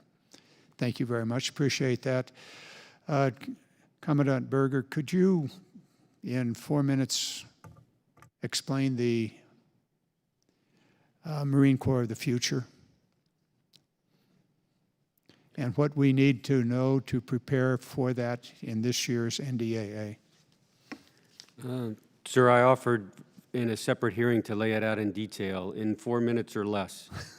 First, you need a Marine Corps today and until that point that's ready, that can respond now. We can't take it off the field, as a couple of you have said, come back on the field 3 or 4 years later with the force we're going to need. We have to be ready every week. We will. We are ready today.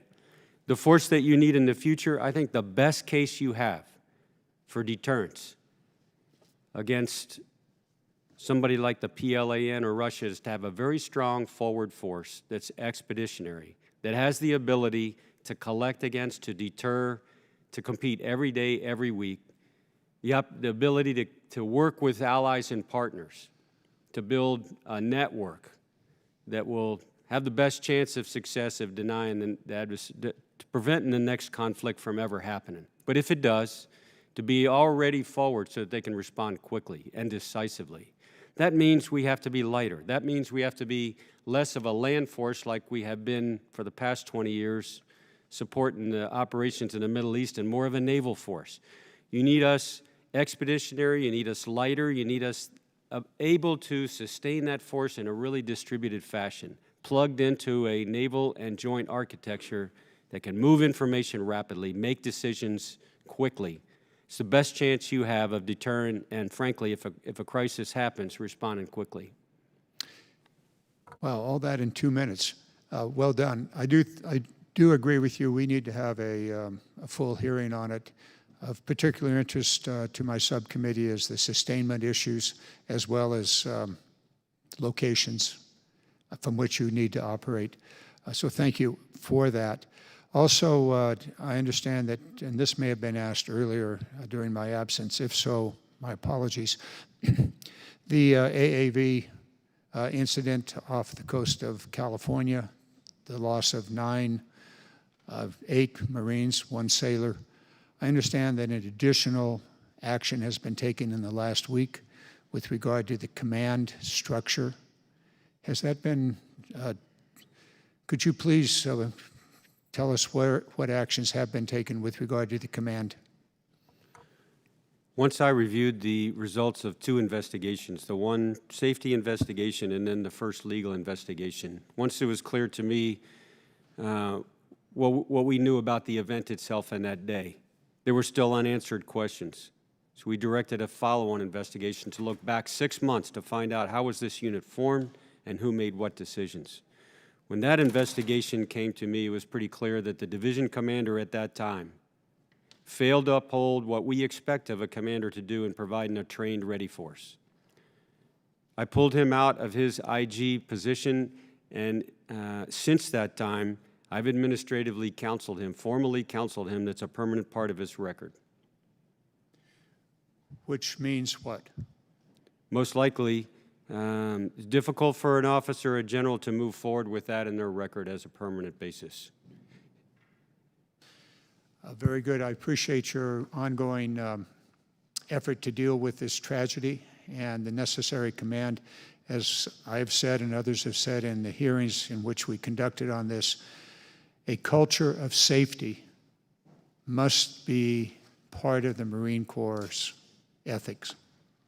Could you, well, you won't comment in the next 7 seconds, but I'll let that hang there and appreciate your efforts. Thank you. Gentleman's time has expired. Dr. Desjardins is recognized for 5 minutes. Thank you, Mr. Chairman. Secretary Harker, last year the department deployed the W-76-2 low-yield nuclear warhead on some American ballistic submarines. I believe the utility and something that deserves more attention. First, can you provide some context for why it's important in the context of what we understand to be escalate to win strategy? I'm sorry. We've lost Dr. Desjardins. We cannot hear you. It's getting cut off. You can't hear audio? I'm hearing that, but you were like breaking up in between. So give it one more try. Okay, let's. We're talking about low yield W-76-2 missiles, Secretary Harker. As you know, that they were placed on submarines. Can you explain why that's important in the Putin escalate to win strategy? So could you give us some context to why it's important that we have this? Yes, sir. The low-yield nuclear weapons was something that was done previously, different from the sea-launched cruise missile nuclear that was discussed a little while ago. From the warfighting value of that, I think the CNO is probably the best capable person to discuss the value of the low-yield nuclear weapons. Yes, sir. Low yield was based on the findings of the nuclear posture review, and the stated purpose of the low yield weapons was to close a deterrence gap against the Russians and the Chinese. And so there's a capability that the Russians in particular have, and the NPR's intent was to ensure that we could close that gap so that the Russians didn't feel like they were in a position of advantage with respect to weapons with that kind of yield. Do you feel that our current strategy is adequate? Sure. I think as we come up on this new nuclear posture review, one of the things that I've always find reassuring about these reviews is from administration to administration, they've been squarely focused on national security. The recommendations track very consistently from administration to administration. And so I think taking a deeper look right now is a good opportunity. And I think, I'm not trying to be evasive with your question, I just think that the NPR will shed some more light in terms of where we need to go and why.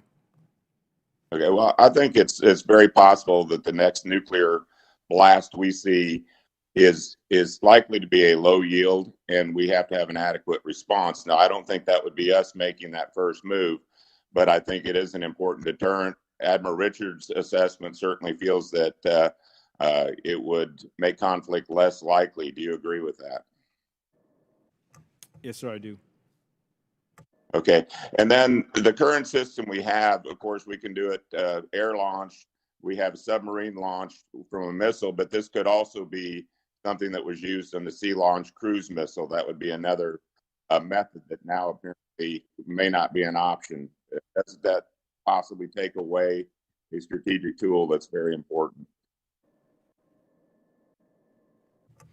Yes, sir. I think technically, I think that would be feasible.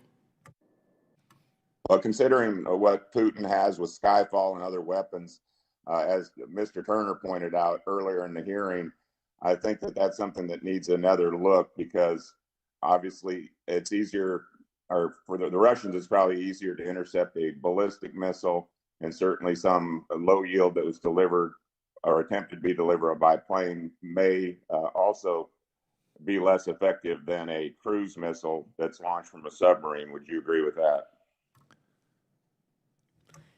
Sir, I think I think at a higher classification, I think it would be worth a deeper discussion on that particular issue. Okay, and just for clarification, the yield of these W-76-2, how does it compare to, say, Hiroshima and Nagasaki in terms of kilotons?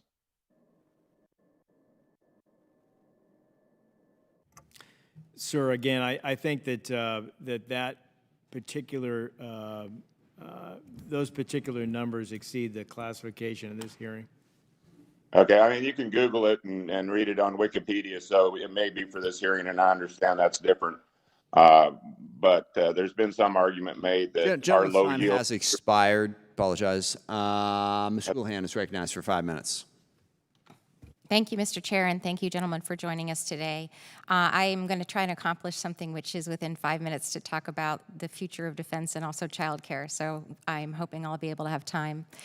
I want to start by reading an abridged version of an article by Christian Brose, who's a former McCain staffer, and he says, many defense experts believe that the U.S. military, abated and even encouraged by Congress, continues to be focused on too many resources preparing for yesterday's battles rather than the conflicts most likely to be seen in the future. While aircraft carriers, heavy tanks, fighter jets, and nuclear weapons will continue to play a role in defending the homeland, many believe that the United States must shift its focus away from old wars and legacy weapon systems and focus more on asymmetrical threats such as biosecurity, cybersecurity, pandemics, and even disinformation. If a conflict occurred today, U.S. satellites would likely immediately be disabled and American ships would be rendered useless since they would be too vulnerable to precise hypersonic missiles. So consequently, the U.S. should follow the Chinese, experts argue, pointing to cheap unmanned weapons and cheap unmanned underwater drones. With that in mind, my question for Acting Secretary Harker and Admiral Gilday is I wanted to follow up on Mr. Whitman and Mr. Moulton's lines of question. I was really grateful to be part of that bipartisan Future of Defense task force, and I'm grateful that you all are willing to have another conversation about this. But it doesn't appear that the Navy has conducted yet an analysis that looks simultaneously at the political ambitions of our two chief rivals, which are China and Russia, and at emerging technologies for warfare. Above, at, and below sea level, and at the ability of the American and our allied industrial base to develop and put into production those affordable systems that are necessary for our allies and we to prevail at sea, both in peace and at wartime. So is it fair to say that there really hasn't been a study or an analysis of the way that you all think about that path, the fork to take? And if so, how short of a hearing can we ask for an understanding and insight into how you think through these really important decisions? Thank you, ma'am. We've actually done a lot of work around the unmanned systems and how to integrate those in with our force. As the CNO mentioned earlier, there was a significant exercise off the coast of San Diego last month. There was also then a lot of work with getting the F-18 in order to be able to do their refueling with the MQ-25. So we've done a lot to bring that technology into our doctrine and warfighting capabilities. There's still room to grow. I know both this committee and the Senate Armed Service Committee have concerns with how fast we're going. Some people think we're not moving fast enough, others think we're moving too fast, and we're trying to balance that with the requirements that we have in the budget we have. And with Admiral Gilday, can I ask you as well for your reflections on that? So, ma'am, our distributed maritime operations concept in conjunction with the Marine Corps and how we believe we're going to fight was the underpinning of the two latest assessments that actually heavily considered unmanned vehicles in the air, on the sea, and under the sea.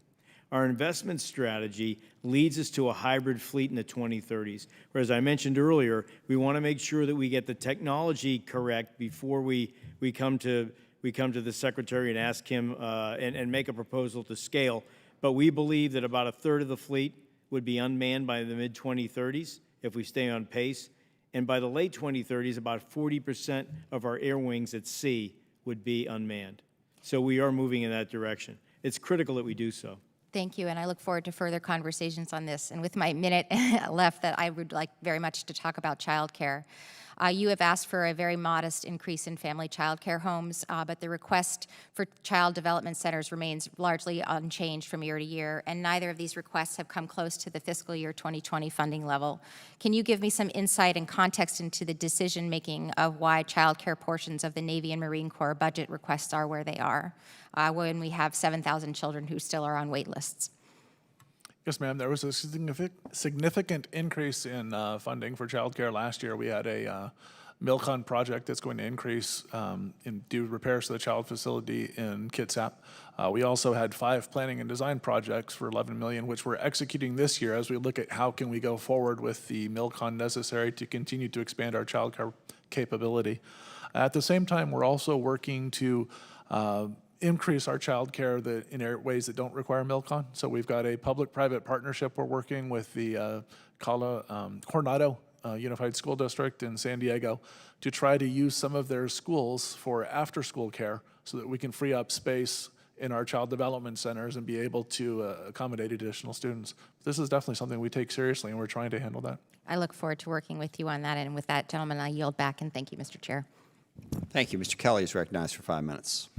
Mr. Secretary, what is the top line budget this year as opposed to last year? Just a dollar number. This year's top line budget for the Department of Defense, Not for the Department of Defense, for the Department of the Navy. $211 million. What's that? $211 million, sir. And what was it last year? $206 million. Okay. Billion. And so, I'm my sorry, but next I think question would be is I think you mean billion. Yeah. Okay. Yes, sir, billion. Go ahead. Sorry. And my next question would be is, of that, how much is allocated to things other than building ship or doing personnel? How much of that is to climate change? How much of that is to renewable fuels? How much of those dollars of your budget are allocated to something other than building ships or training sailors or Marines? The majority of our budget is focused on personnel. Well, I know the majority, but how much of it is not focused on that? We have not previously tagged our budget for those things, and so we're going through the process of identifying what those specific dollars are right now, sir. Okay, and there's a $2 billion cut in shipbuilding next year, right? $2 billion cut in the shipbuilding budget, is that correct? Versus what we had planned in FY21, yes, sir. Okay, and then, so when do we expect the shipbuilding plan? Shipbuilding plan is going through the clearance process right now. I hope to get it to you soon. I'd wanted to get it to you before this hearing and was unable to get the... That was one of the only questions I asked Secretary Austin. Would he commit to doing that since we did not get one last year? You understand that we can't do our jobs if we don't get that product from y'all. Yes, sir, I understand. We've committed to get it to you, and we will get it to you.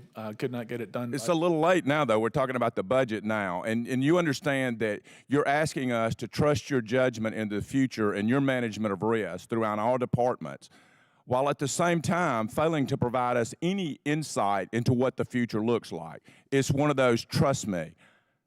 Sir, the shipbuilding plan is something that is typically not delivered in the first year of a new administration. This year it is required, and But it's a requirement under law, correct? Pardon me, sir? It's a requirement under law to provide that Yes, to us, sir, correct? Sure it is, and we are going to deliver that. And you do understand that in Mississippi, you know, we build ships there, and you visited there, and I thank you for that. That shows that you are on the spot doing the things that you're supposed to do, and I really appreciate that, Mr. Secretary. But my question is, during this budget, we're asking to cut out one DDG. Yes. Yet we had already committed in this plan to build 2. So we're asking to cut one of those. So what do we tell those shipbuilders? What do we tell those employers? What do we do that labor force? And when we have to build that DDG later, how much more will it cost the taxpayers because we didn't do what we as a government agreed to do? Sir, that was our biggest regret in this budget. I wish we could have fit that DDG into this budget, and we are committed to building that next year. We're also committed to doing a And those laid off workers, will it cost more once we lay off workers and aren't able to do what they were committed to do? You understand our industrial base. When we have to lay off workers or they don't have something to do, they have to be laid off, and you understand, then that costs us, the American taxpayers, much more dollars to build the exact same thing because we have to regen a workforce. Yes, sir, I understand, and I was impressed with what you're doing down in Mississippi with the partnership with the local high schools and with your community colleges to bring on a workforce and to maintain that workforce, and we believe that we can continue forward with providing the support for that industrial base. And here's all I'll tell you is we're getting a defense cut. We're getting a haircut this year. You can call it whatever you want, but it's a haircut, and it's a significant haircut across the board. And I remember when we had ships crashing into each other, commanders being relieved, captains of ships or commanders at all levels, aircraft falling out of that, vehicle turnovers that were killing Marines and Army kids. All these things happened because we had an inadequate budget in order to do the things that are necessary today. And I will argue, if we're not really, really careful, guys, we're going to start having sailors crashing ships, airplanes falling out of the sky because of maintenance errors, untrained leaders who are not enforcing standards that should be. And I would just tell you, you guys need to really push back. This budget is not capable of doing what we need to do to protect the nation today or in 2030 or 2035. And I just ask, guys, that's what we pay you big dollars for. Please push back and let them know it's not enough. You're great leaders. You owe that to this nation. Thank you. Now yield back. Ms. Slotkin. Yes, thank you for being here. I know we've had a lot of discussion about the top line budget, about equipment, about hardware, about numbers of ships. But we've also heard in pretty much every one of our hearings, especially those of us on the Bipartisan Defense Task Force, that it's not just about hardware, it's about our ability to quickly and efficiently acquire new technology, take the best from Silicon Valley, and incorporate it into the Department of Defense. And I know, as I'm sure you do, that it's a laborious process to go from great idea to new weapons. China has no such problem. They have no such problem, no such 3-year string. And while we can have a debate about the top-line budget and the hardware, I want to know what you all are doing to change the culture and climate around acquisition to make sure our smallest companies who have some of the best ideas are actually able to get the attention of the Department of Defense. And, as we've heard, this valley of death, that you can get money for a prototype, but you can't actually turn it into a program of record. So can I hear from both OSD and as well as Admiral Gilday on this, please? Yes, ma'am. So this is something that we definitely are working to improve. We stood up an organization called Naval, which is focused on trying to identify those requirements and partner with industry in order to come up with quick, rapid ways of meeting those requirements. So that's something that's been stood up in the last couple of years that is a really powerful capability that we've established both here in the DC area and then out at all the various fleet concentration areas. And we're working within the acquisition community as well as within the operational Navy and Marine Corps to try to facilitate these quick dialogues so that we can go from requirement to delivery as quickly as we can. You're absolutely right that there is a long valley of death in the current acquisition process, and this is something that needs to change. When you look at all of the different acquisition requirements, we've put in requirements and controls in place to prevent fraud, prevent waste, prevent abuse, but all of those requirements come at a cost and they slow things down. And we need to figure out how to maintain control over waste, abuse, those types of things, while enabling our acquisition community to work as quickly as they can. Admiral? Yes, ma'am. I'd like to thank the Congress for the authorities that we have to accelerate buys in the acquisition process. I'll give you a couple of examples. We have a new deck crawler kind of machine that cleans the hulls of submarines when they go into dry dock. A year ago, that would take us 4 weeks to clean the outside of the hull. It takes us 2 days. It takes 2 shifts to complete that work. We have headsets now that allow us to map a space on a ship digitally so that a job that we give a shipyard worker to do is much more accurate in terms of its measurements, in terms of its 3D capability. Those return very, very quickly. Just a couple of examples, but another one is laser technology. And so we're trying to leverage small businesses as much as we can because of the power and the innovation that's out there. But I'm not at all under the impression that we've completely solved this, and there are companies that still can't get to us. And so Yeah. I would say we're pretty far from solving it, since literally every hearing we've heard from these companies has talked about how difficult it is. And I would note that we did give you guys the authority, actually even before I got here, this SBIR authority allows you to do this rapid acquisition, and it's less than 2.5% of your acquisition budget was through that program in 2021. So I would just flag, it's also a cultural thing, hearing from you all that people can try things and fail, and Department of Defense doesn't usually like that kind of thing. My second question is, myself and Representative Gallagher have been running a supply chain task force here on HASC. It's been a very bipartisan process. We all learned through the past year of COVID how difficult it is to have transparency on our supply chains, but how important it is so we don't get caught with our pants down if we're sole source buying things from China. Do you, Admiral Gilday, have transparency on supply chain that is needed for the Navy? If not, what is your plan to get that transparency? So I would say that one of the silver linings of COVID has been the lifting of that opaque curtain on 395 between Crystal City and the Pentagon. We have much more visibility into the fragility of those supply chains, those single-source overseas suppliers, because industry understands the risk both to them and to us if we can't solve those problems quickly. We're in a better place now, and my hat's off to industry and to our Undersecretary Gertz for making the effort to keep those communications on a weekly basis during the pandemic. Thank you, and I yield back. Thank you. Mr. Gallagher is recognized for 5 minutes. Thank you. Commandant Berger, do you share the concerns expressed by Admiral Davidson about a potential PRC action against Taiwan within the next 6 years? I do, sir. CNO, same question to you. Yes, sir. I think this gets to the fundamental dilemma that you're hearing expressed on both sides with regards to the overall budget. We seem to be punting a larger Navy into the future on a 2045 timeline, when really we need to be planning around a 2025 timeline, and we need to be resourcing it accordingly. And that's, to the extent you're hearing frustration, I think that is the frustration, or at least I don't speak for other members, that's the frustration and sense of urgency I feel. There may be small ways we can start to get at it as we haggle over the bigger budgetary picture. Commandant, for example, last year this committee supported at least part of your requests for ground-based anti-ship missiles and long-range fires. In a bipartisan manner, we endorsed your overall force design initiatives. Regrettably, the appropriators cut your funding for GBASM and zeroed out long-range fires. Can you briefly describe the impact of that cut and the importance of those programs? It reduced what we'll have in the field in 2023. It'll delay the fielding of the capability. It's a proven technology. It set us back in time, which equals, for a combatant commander, equals risk.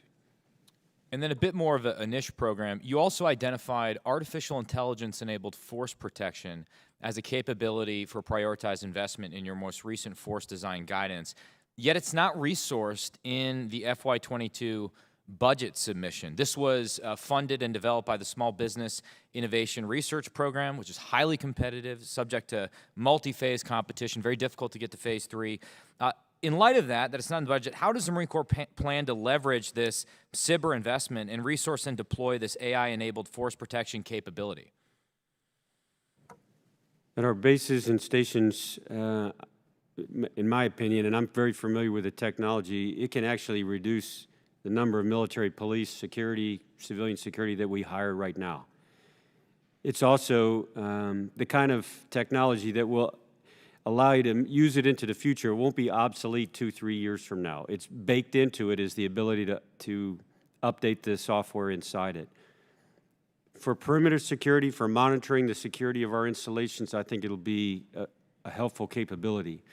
And I think this year we'll make a decision on procurement and where to field it, because we've already used it at Marine Corps Air Station Miramar, and it's proven its effectiveness. That's good to hear, and I hope members of the committee will work to give you the resources you need there. Admiral Gilday, I think we all agree we want the Constellation-class frigate to be a success. We want it on time, on budget. Sort of the logic of that was it was a proven design. I think that's what put Fincantieri in an advantageous position. I understand the need for combat systems changes on that ship, but will you commit to, with the lessons of the LCS in mind, commit to minimizing changes to existing hull and machinery? I mean, why make any changes in light of just the urgency of fielding this platform on time and on budget? So I agree with you. And when I went up to the shipyard to visit, that's one of the things I committed to, that we would minimize any perturbations. We got to lock down what we want to put in that ship and go after it, instead of, as you allude to, kind of drag it out over time and add uncertainty and risk to the build. And I get that just to sort of step back here in what time I have remaining, I get that a lot of the decisions that need to be made are in some ways even above your pay grade. In other words, any trade-off between the services would have to be reconciled by the Secretary of Defense and the President for the budget. Their overall trade-off between non-defense discretionary spending versus defense spending is certainly something that only the White House can resolve. But given that the commitment to a 355-ship Navy is a statutory commitment, I mean, what top line would you need in order to advance towards that objective more expeditiously? Yes, sir. The shipbuilding plan that we submitted last year was predicated on 4.1% growth to get us to 355 in 10 years. And so that was, to Mr. Courtney's point, a clear set of headlights not only for the Congress but for industry. When EB puts millions of dollars into infrastructure because they're counting on building that Columbia for the next 15 years, that's the kind of predictability and predictability that we really need. Well, I support the 10-year time horizon, as unrealistic as some may suggest, and just in light of these warnings about something happening within the next 5 or 6 years, I think we all need to act with a greater sense of urgency. Thank you. Mr. Golden is recognized for 5 minutes. Thank you. Admiral Gilday, during your recent visit to Bath Iron Works, you said that one of the most important reasons I'm in Maine today is to ensure that every person here knows their work is critically important to our Navy. DDGs are the workhorse of our fleet, and simply put, you can't get to the fight if you don't have ships to sail there. To the entire workforce here at Bath Iron Works, who are responsible for helping us generate warfighting readiness, you have my profound thanks. A few weeks later, the Navy delivered a budget request that would cut a DDG that's already under contract. This proposed cut would result in about 500 laid-off DDG shipbuilders, and those are likely to be the youngest shipbuilders. It takes about 7 years to get fully proficient, so those are your future shipbuilders. Those are your DDGX shipbuilders.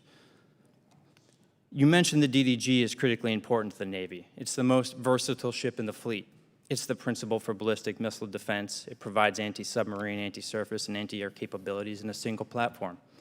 Since I became a member of this committee, when asked, not one member of the Navy has failed to stress the importance of getting the Flight 3 out to sea. Now, when we're prepared to deliver the Navy this new capability, it's proposed to reduce it. In front of the Senate last week, Admiral Kilby said the Navy needs the Flight 3 capability. Same hearing, Mr. Stephanie says that the Navy absolutely wants to do another multi-year procurement from 23 to 27, but we're looking at a cut in FY22. This just doesn't add up to me. The budget would take 7 cruisers offline. The trade-off generally understood that we replace them with a new DDG Flight 3, which has less missiles in the magazine, but great new capabilities with the SPY-6 radar.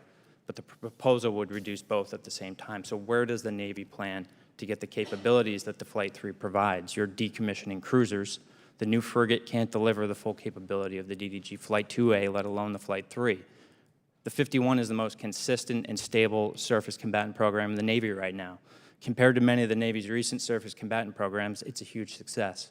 We can deliver on budget, on time, and the Flight 3 coming online now is the most superior destroyer ever built. Last year, Congress expressed strong support for increased procurement of Flight 3 by including $130 million in the FY21 defense bills to support the procurement of an additional DDG in FY22. In other words, we told you to procure 3 DDG ships this year, and instead, the Navy has come back and requested 1. Congress bears the responsibility to provide and maintain a Navy, and Congress gave the Navy direction last year that isn't reflected at all in this budget proposal, essentially a 2-ship reduction from the existing law, which Congress agreed to this past December. Admiral, you talked about FY 2025 and 2026 and the fleet that you envision having out there and ready for the combatant commander. Now, you won't be building DDGX in 2025. That is slated for FY 28 at the earliest. Essentially, I think what you're looking at is you'll still be building DDG 51 Flight 3s. I think that the last contracted one will be delivered in FY27 for a total of only 14 ships, roughly speaking. So in 2025, thinking about that potential threat from China that everyone has been talking about, you're going to have the Flight 3, you're going to have the Zumwalt, and you're going to have the frigate. That's what you're going to have out there. I hope that by that time we might have successfully equipped the Zumwalt with a hypersonic missile capability. And I know that you have a March 18th solicitation on how to reconfigure the Zumwalt class to host larger hypersonic missiles in a new vertical launch system. As you're looking at the DDG-X out into the future, I've seen Admiral Galinas talking about how it's probably going to look maybe a little bit more like a Zumwalt than the Arleigh Burke, in a desire to get the DDG-51 Flight 3 capabilities alongside the DDG-1000 integrated power system. So given this concern about FY25 and 26, why aren't we looking to focus on getting that Zumwalt equipped with the hypersonic, learning the lessons about how to blend the 51 with the 1000, pumping the brakes a little bit like Congress said in the last Congress quite clearly with the budget that it delivered, essentially saying let's slow down the DDG-X and let's focus on the acquisition of the Flight 3 capability. With my remaining time, and I look forward to the Navy's responses on the record after the fact. Secretary Harker, you have a June 4th memo where you talk about using existing authorities such as multi-year procurements in order to be efficient with taxpayer dollars and provide stability to the industrial tax base. That's something that this committee and the Appropriations Committee in the last Congress has already endorsed. I look forward to working with you in that. And as disappointed as I am with this budget request, you have a friend in trying to work with the Navy to get you your top priority for the UPL. Thank you, gentlemen's time has expired. Mr. Bacon is recognized for 5 Thank you, Mr. Chairman. Thank you, gentlemen, for being here. Thanks for your leadership. I agree with the ranking member, Mike Rogers, and Senator Inhofe. Considering the President's defense budget request, the budget falls short of providing the resources, equipment, and training that our service members require to confront threats like China. And we've heard today that China is our pacing threat. We've heard that China has the largest Navy in the world. We've heard today that our Navy's buying power is less than it was in 2010. These are compelling words. Yet, while the non-defense budget from this administration is increasing by 16%, the defense budget is being cut when inflation is factored in. The Navy's shipbuilding budget is being cut by 3%. The Navy's aviation budget is being cut by 15%. That's reality. Those are the actions by the administration, and they don't match the words. And that's really my main point here. The actions are not matching the words from the administration. It's cognitive dissonance personified. And we're not fooled by some good-sounding words from the administration that China is the pacing threat, yet the defense budget is being cut at the same time. So just want to make those opening comments. My first question is to Admiral Gilday and General Bergner. I've been a leading proponent of compelling the Department of Defense to establish not only an EMS strategy, but an implementation plan as well. It's a priority. We have fallen behind in this area in the electronic magnetic spectrum. Have the Navy and Marine Corps published an electronic magnetic spectrum warfare strategy? And if not, when could we see it? Thank you. Sir, I'll have to get back to you on that specific strategy. I know that we have detailed concepts of operation in terms of how we use the systems tactically, particularly in the Growler, and how we combine those with other joint assets in order to increase our effectiveness out there in the Western Pacific. But I'll get back to you on the strategy piece, sir. I would just point out, after serving 30 years and being an electronic warfare guy myself, the Navy has led the way in this since the 1990s, so we appreciate it. But we do need a good strategy, and we need a joint staff strategy that guides it. General Berger. I understand the question, and I agree with the priority on it. It's an area of warfare, especially vis-a-vis Russia or PLAN, that we've got to maintain an advantage in. I'll also ask you if I can check. I don't know of a written Marine Corps strategy that we've published in the past 24 months. It may exist, but not that I'm familiar with. Thank you. I've been studying this for a while. We fell behind in the 90s. We didn't have the right leadership at DOD and a joint staff on electronic warfare, electronic magnetic spectrum operations, as it is called now. And we need to play catch up. And it starts at the DOD and joint staff level, but we surely need the services to be a strong part of that. Secretary Harker, do you support the funding of the Columbia-class submarine out of the National Sea-Based Deterrence Fund? Sir, that's one that you've given us the authority to do that, and then the appropriators appropriated into SCN, so we go ahead and we transfer the money from SCN into the National Sea-Based Deterrence Fund. And so that's a process that we currently do in order to comply with the law. Are you confident that we're going to be fielding the Columbia-class on time with our current budget? And are things going as you would like? Yes, sir. We are moving forward with Columbia. It's our #1 priority. We have put additional funds into this year's budget for risk reduction on Columbia, and so that was one of the areas where we invested funds, and that is our #1 priority, and it will remain that way. Question for Admiral Gilday.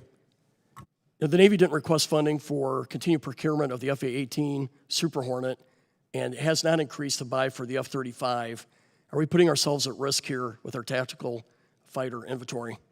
Sir, right now we're short 42 fighters. We believe the path we're on gets us, resolves that by 2025.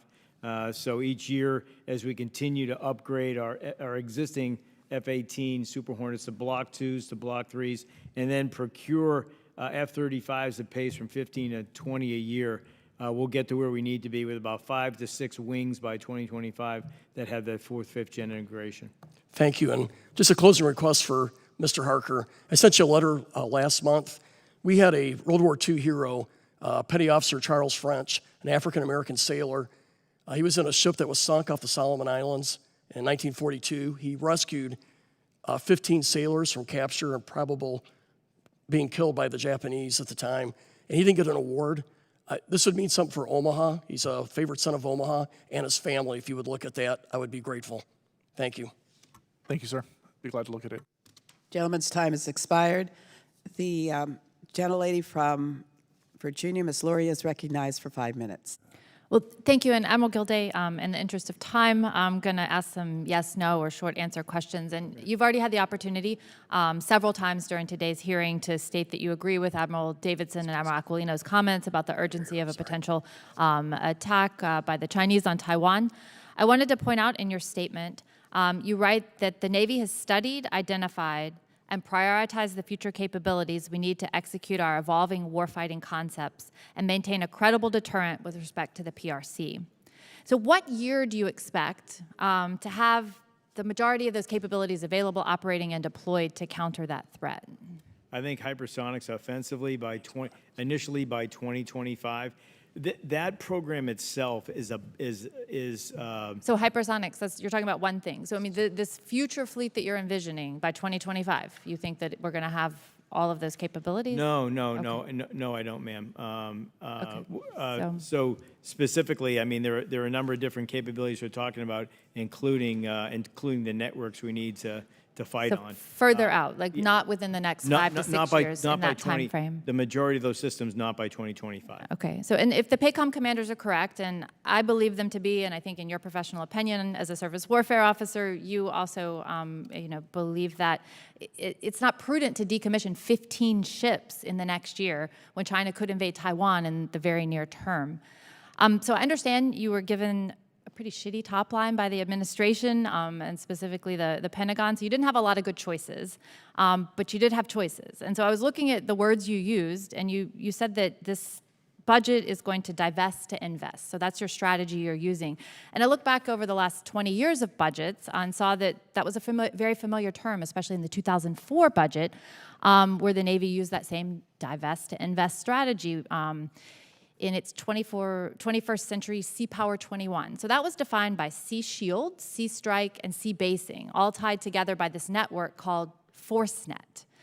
And so if we fast forward to today and we look at that future strategy at the time, it was based on DDG 1000, LCS, and ForceNet.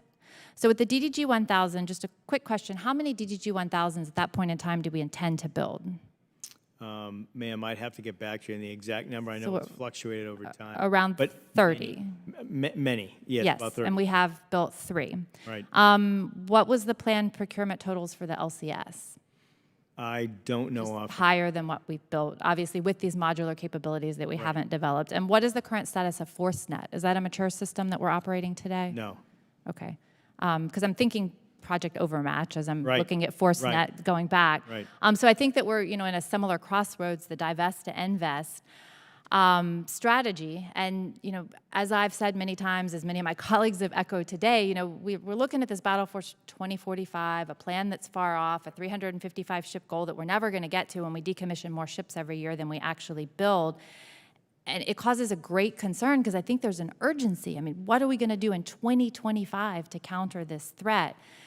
And, you very correctly stated, spent a lot of time in your statement talking about how the United States is a maritime nation and how that's been important since the founding of this nation, and the Navy has allowed us to maintain our role on the global stage as a global power, to maintain free trade, and some very good comments in there, but I don't see what the Navy is doing today to accomplish that when we're continuing to shrink and we're continuing to divest to invest with strategies and capabilities that are just a hope for the future. And the obvious thing is that, we're looking to develop a large unmanned surface vessel, which theoretically would have 16 VLS cells. We're going to decommission 7 cruisers that each have 2 VLS launchers with 122 cells each.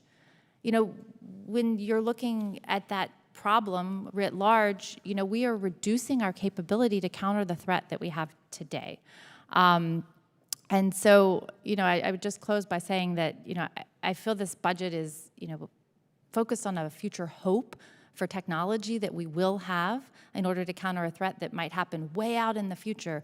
And I think that many of us in this room here and during this hearing have reflected on the fact that we need that capability today. The one thing we can build with reliability on schedule is the DDG. And we cut one this year, and we'd even plan to potentially build 3. And then, I think that what I would consider a modest current investment in modernizing the cruisers to operate for several more years with their sizable capability is something that we should maintain. So, I think that we're creating a gap, and I am really concerned that the Chinese will actually find a way to exploit that gap. And so I'll yield back my remaining time. The gentlewoman yields back. I recommend everyone read the Texas National Security Review commentary that Ms. Luria presented yesterday. It was very impressive. We are now going to recognize the gentleman from Indiana, Mr. Banks, for 5 minutes. Thank you, Madam Chair. Admiral Gilday, I was glad to hear Congressman Lamborn ask you about your decision to include Ibram X. Kendi's How to Be an Anti-Racist in your recommended reading list. I was also relieved to hear you say that you disagree with Kendi and you do not support racial discrimination. That being said, the Navy recently completed a one-day stand-down to remove extremism from their ranks. The Chief of Naval Personnel explained, quote, "We will not tolerate extremist ideologies that go against our oath to the Constitution." In my view, Kendi has espoused extremist beliefs that clearly violate the oath to the Constitution that I took when I served in the Navy. Ibram Kendi, by the way, labeled Amy Coney Barrett a, quote, white colonizer, and criticized her for, quote, cutting the biological parents of these children out, end quote, because she adopted 2 children from Haiti. Yes or no, Admiral, do you personally consider opposition to interracial adoption an extremist belief?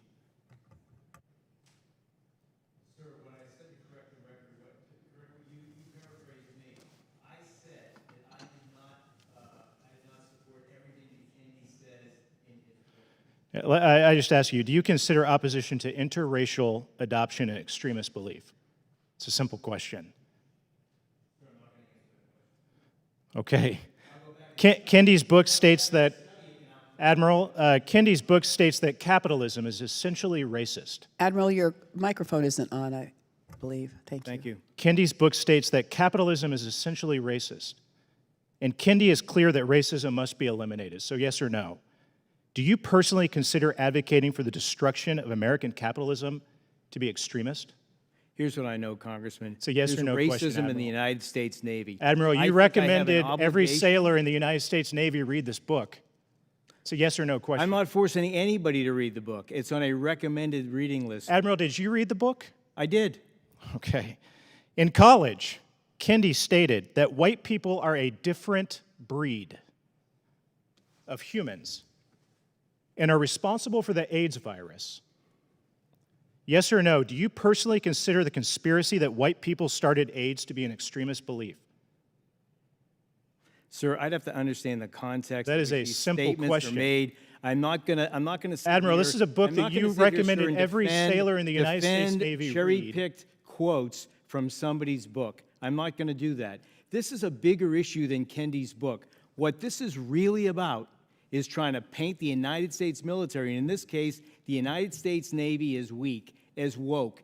And we've had sailors that spent 341 days at sea last year with minimal port visits, the longest deployments we've Admiral, had. since the I've Second met World you. War. I respect we are you. Not weak. I remain We are astonished. strong, and our parents. Admiral, I are- remain and their astonished that you parents put are this strong. book on a reading list and recommended that every sailor in the United States Navy read it. I'm also surprised that you said you read it. But I'm glad you brought Why up does that those points. surprise you, sir? The It's Department on of my Defense, Admiral, the Department of Defense undertook the stand down because they understand that extremism detracts from military readiness. So if sailors accept Kendi's argument that America and the United States Navy are fundamentally racist, as you've encouraged them to do you expect that to increase or decrease morale and cohesion or even recruiting into the United States Navy? I do know this. Our strength is in our diversity, and our sailors understand that. Racism in the United States is a very complex issue.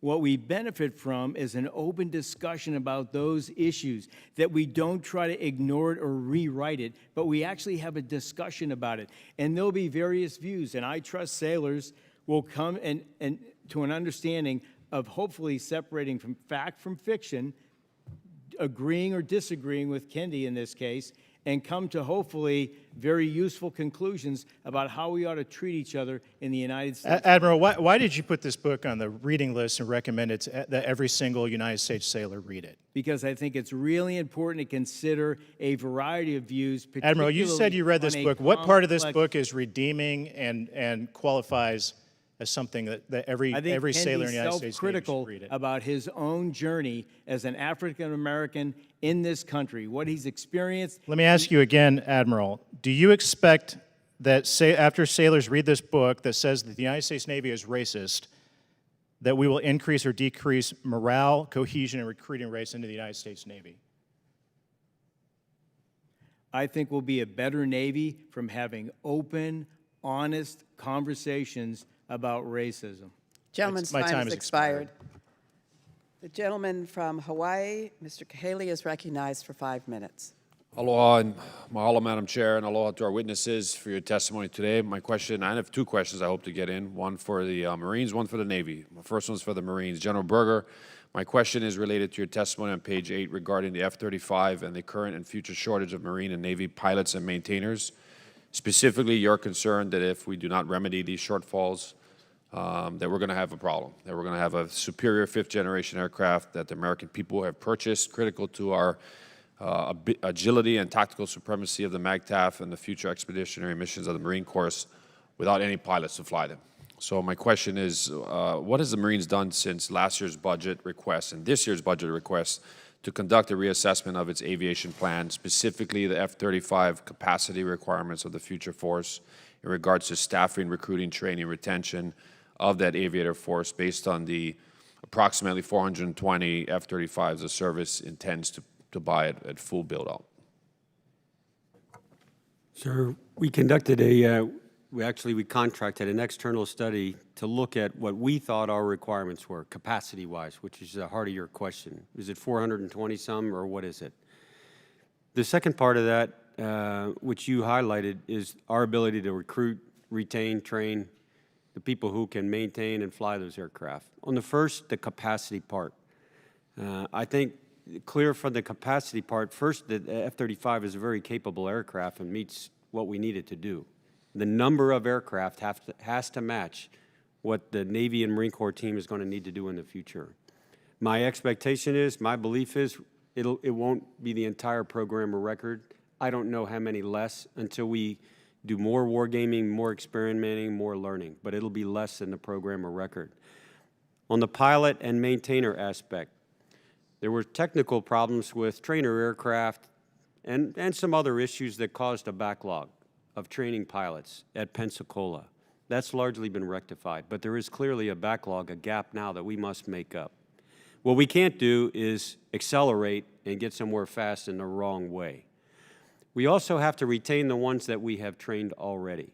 Here, competition is fierce, as you're well aware. Some from the airline industry, but some from other places that make it a real challenge for the services to hold on to the captain, the major that has a couple deployments under their belt, a lot of time away from family, and we need them to stay in. We have to work harder there. We have to, on retention side, we have to approach it in a different manner. All right, thank you, sir.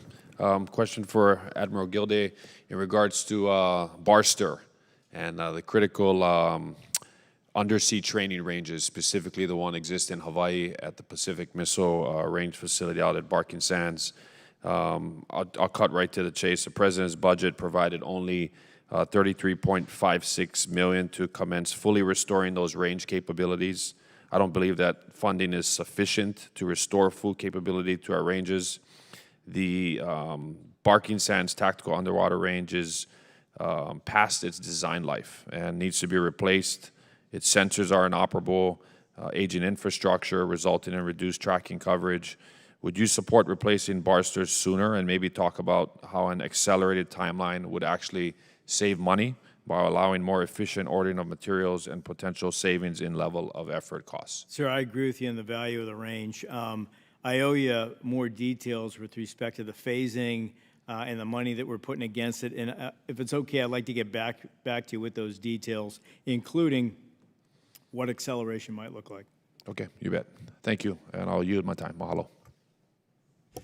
Thank you. I will point out to members we have a hard stop at 2 o'clock. I think we're going to get there. We're making good progress. So, Mr. Franklin, you are recognized for 5 minutes. Thank you, Mr. Chairman.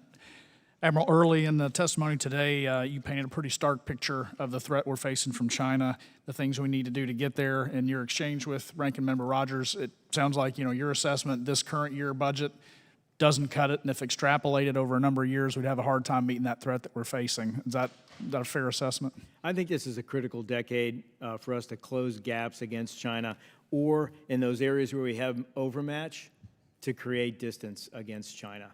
And so I think that if we don't do it in this decade, I think we're fooling ourselves based on the momentum that it's going to happen in the future. That's why we need to get after it, and that's why we need to make these risk-informed decisions about modernization versus keeping legacy platforms. All right, thanks. General, from the Marine Corps perspective, would you agree with that? Is this current year budget what you need? I know there are things on there that you want that we're not getting, but if this is extrapolated over a number of years, is that going to impact your ability to get to the core that you feel we need to face the China threat? If our budgets don't even match inflation, then the risk is high, correct, that at some point in the future we're overmatched. And that's not what you want us to, that's not a place we want to be in. Very good. Admiral, specifically on P-8s, the Neptunes, the risk-informed warfighting requirement was for 138. With the 9 Congress added last year, we're at 128, yet there's no funding for this year. Has the assessment changed, or is this an example of we don't have enough money to do the things we think we need to do? Sir, I think the assessment has changed. We don't think we need as many as we initially estimated. So we've had some good run time in the P-8. They're a heavily sought-after aircraft. We're using them in the Eastern Med. We're using them in the High North. We're using them in the Pacific with a great degree of effectiveness. So we know how to use the platform better than we did initially when we first procured it. And so it's led to a slight decrease in overall numbers. Okay. General Berger had talked about the pilot shortage and some of the things the Marines are looking at. But Admiral, from your perspective, what are the things we're going to need to do? And as he had alluded to, and I've seen in my own experience, it's not just the pilot being produced right out of flight school. It's that second tour JO with a couple of cruises under their belt that's strike league qualified. That doesn't happen overnight. We ran into that deficiency in the 90s with the T-notch, and by the late 90s, you can't produce them at the snap of a finger. What are we doing to ensure we don't get there? I tell you, we're monitoring it really closely. And so in terms of incentives for those pilots, I'll just mention a couple. One of them is a career intermission break where they can go off and study if they need to, or they can take the time off to begin a family if they need to.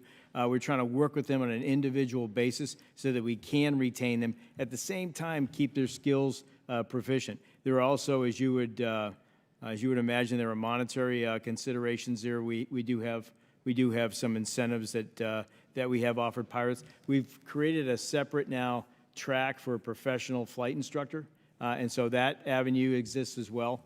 And so what we're trying to do is in a competitive environment with respect to the commercial aviation sector, we are trying to remain competitive ourselves in terms of making naval aviation the best place to work.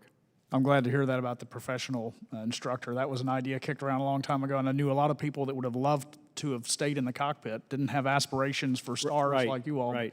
That's great to hear. And finally, Mr. Harker, this is really more just editorial for me. This is my first pass-through on the budget here. It's not what, from a bipartisan response you're hearing here today, it's not enough. You've got professionals who we've entrusted to come to you with the advice of what's needed to get the job done, but they're also military, and at the end of the day, they're going to snap to and salute and get the job done with what you give them, and it's not enough. In peacetime, that's going to lead to low morale, lack of readiness, and it's going to kill people. It's going to kill soldiers, sailors, and airmen.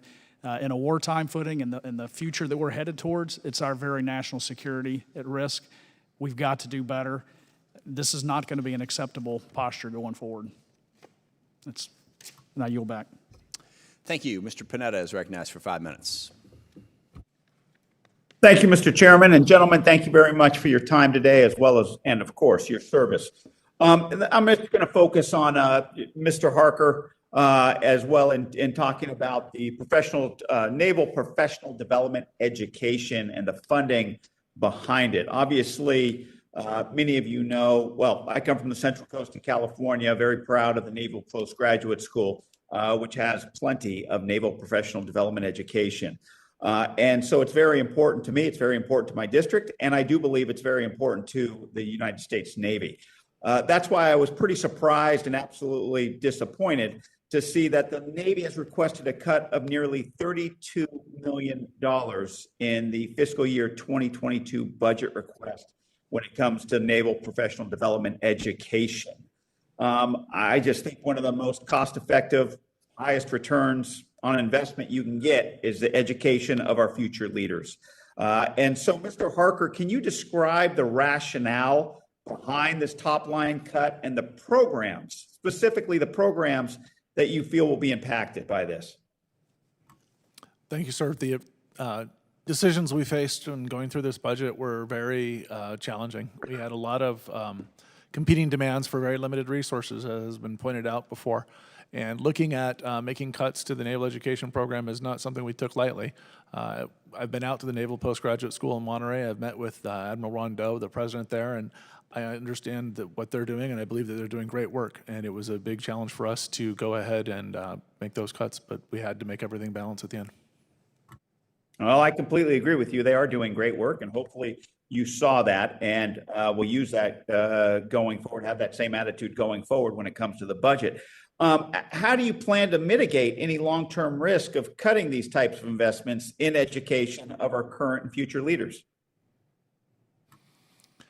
We have other opportunities for education. We're trying to make sure we meet the minimums with professional military education, as well as with all of the various capabilities, both at NPS as well as getting people out to the Naval War College.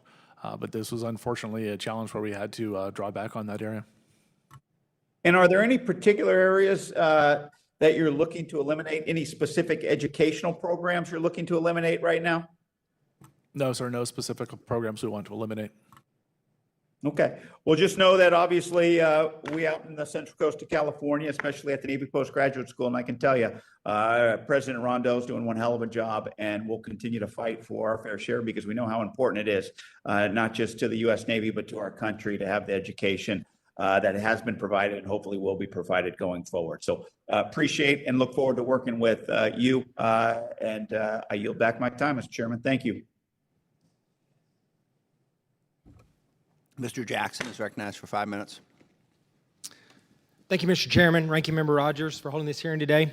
I do appreciate the bipartisan leadership of this committee as we look forward to the nonpartisan topic of our national security and passing this year's NDAA. Mr. Harker, Admiral Gilday, and General Berger, thank you all for being here today as well. Appreciate your time. The last year and a half have presented some unique set of challenges for all organizations, but the Department of the Navy is one team that had a mission that had to continue regardless of the circumstances. We faced uncertainty and unrest at home and abroad as we dealt with the pandemic, but the Navy's mission had to remain undeterred. When reviewing the budget request this year, I noticed that we had decreased the number of V-22s the Department of Navy would procure relative to what last year's Future Years Defense Program had laid out.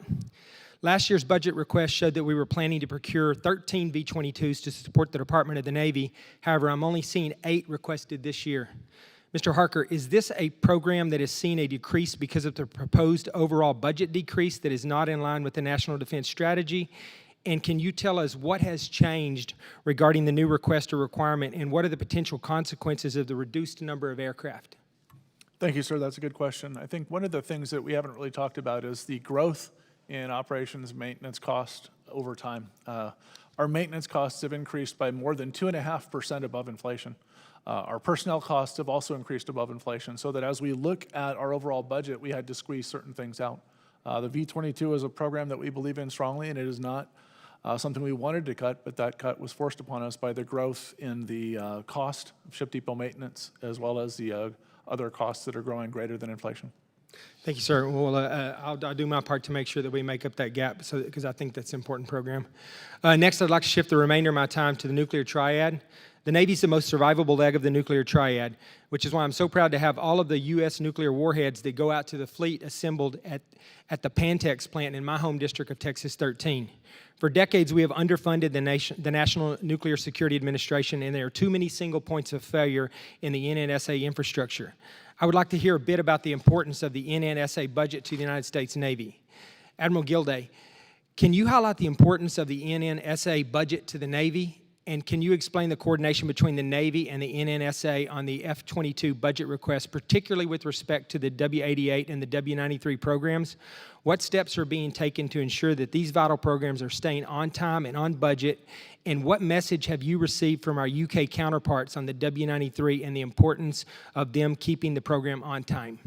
Yes, sir. Thanks for the question. We are in lockstep with NNSA and work with them very closely, both our Office of Strategic Programs as well as nuclear reactors.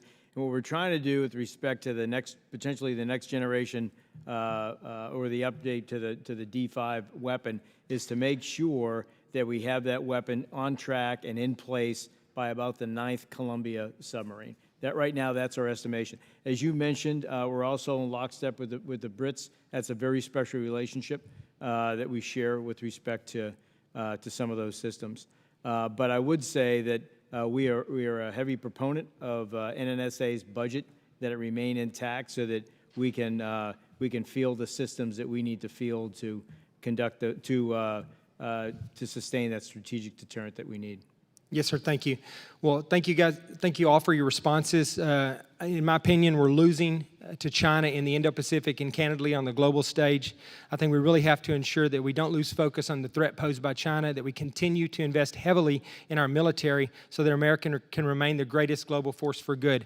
I look forward to working with each of you and with my colleagues here on the committee to address these concerns so that we can provide our young men and women the training and the resources they need to accomplish their mission. Thank you, Mr. Chairman. With that, I yield back my time. Thank you. Thank you. Mr. Horsford is recognized for 5 minutes. Thank you, Mr. Chairman, and to the ranking member, as well as to our witnesses for testifying today. General Berger, I've been very encouraged by many of your statements.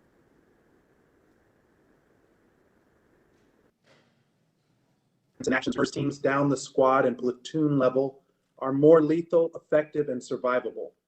And while I'm confident that you share that understanding, I do remain concerned about the lack of diversity both in race and gender in the upper ranks of the Marine Corps. In your written testimony today, you highlighted the long-term impacts of a lack of diversity in service academy nominations. As Mr. Hershford, you're breaking up. Can you hear us? Mr. Hershford, can you hear us? We've completely lost you. I don't think he can hear us either. Mr. Hershford, can you hear us? We have lost all audio with Mr. Hershford. We'll come come back to him. Oh, there you are. Yeah, sorry, my bad. Mr. Horsford, I apologize, but your audio thing is not working. We cannot hear you. Doesn't look like you can hear us either. So This is low. yeah, Mr. Horsford, we don't have you, so if we could suspend that, and in lieu, we'll recognize Mr. Carl for 5 minutes, and we'll try to get Horsford back. Thank you, Mr. Chairman. Ranking Member Rogers, thank you, sir. I'd like to thank our witnesses for being here. Thank you for your service to this country. We're first in all categories, and we're there for a reason. I appreciate that. Mr. Hawker, you talked about our schools down in Mississippi. I would add those schools are in Alabama also. I know you know that, but we take great pride in that. And I've spent the last 10 years helping to recruit those young folks to get in those skills. And it's so important we keep these shipyards moving and keep them busy. It's easy to recruit when jobs are needed. It's hard to keep their attention when the jobs aren't needed. So I would appreciate your attention towards that. But I appreciate you pointing that out, because it made 10 years of my life worthwhile all of a sudden when I heard you say it. So thank you. Like many of the members on the committee here, I'm deeply concerned about the Navy shipbuilding budget for the fiscal year 2022. And I know I'm going to repeat a lot of this, Admiral. Specifically, I would like to highlight something from the Navy's report to Congress on the annual long-range plan for construction of Navy vessels that was published in December.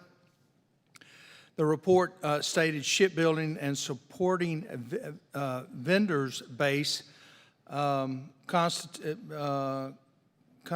a national security, and we must steadily support and grow to maintain this skillful workforce, basically what we were talking about with the schools.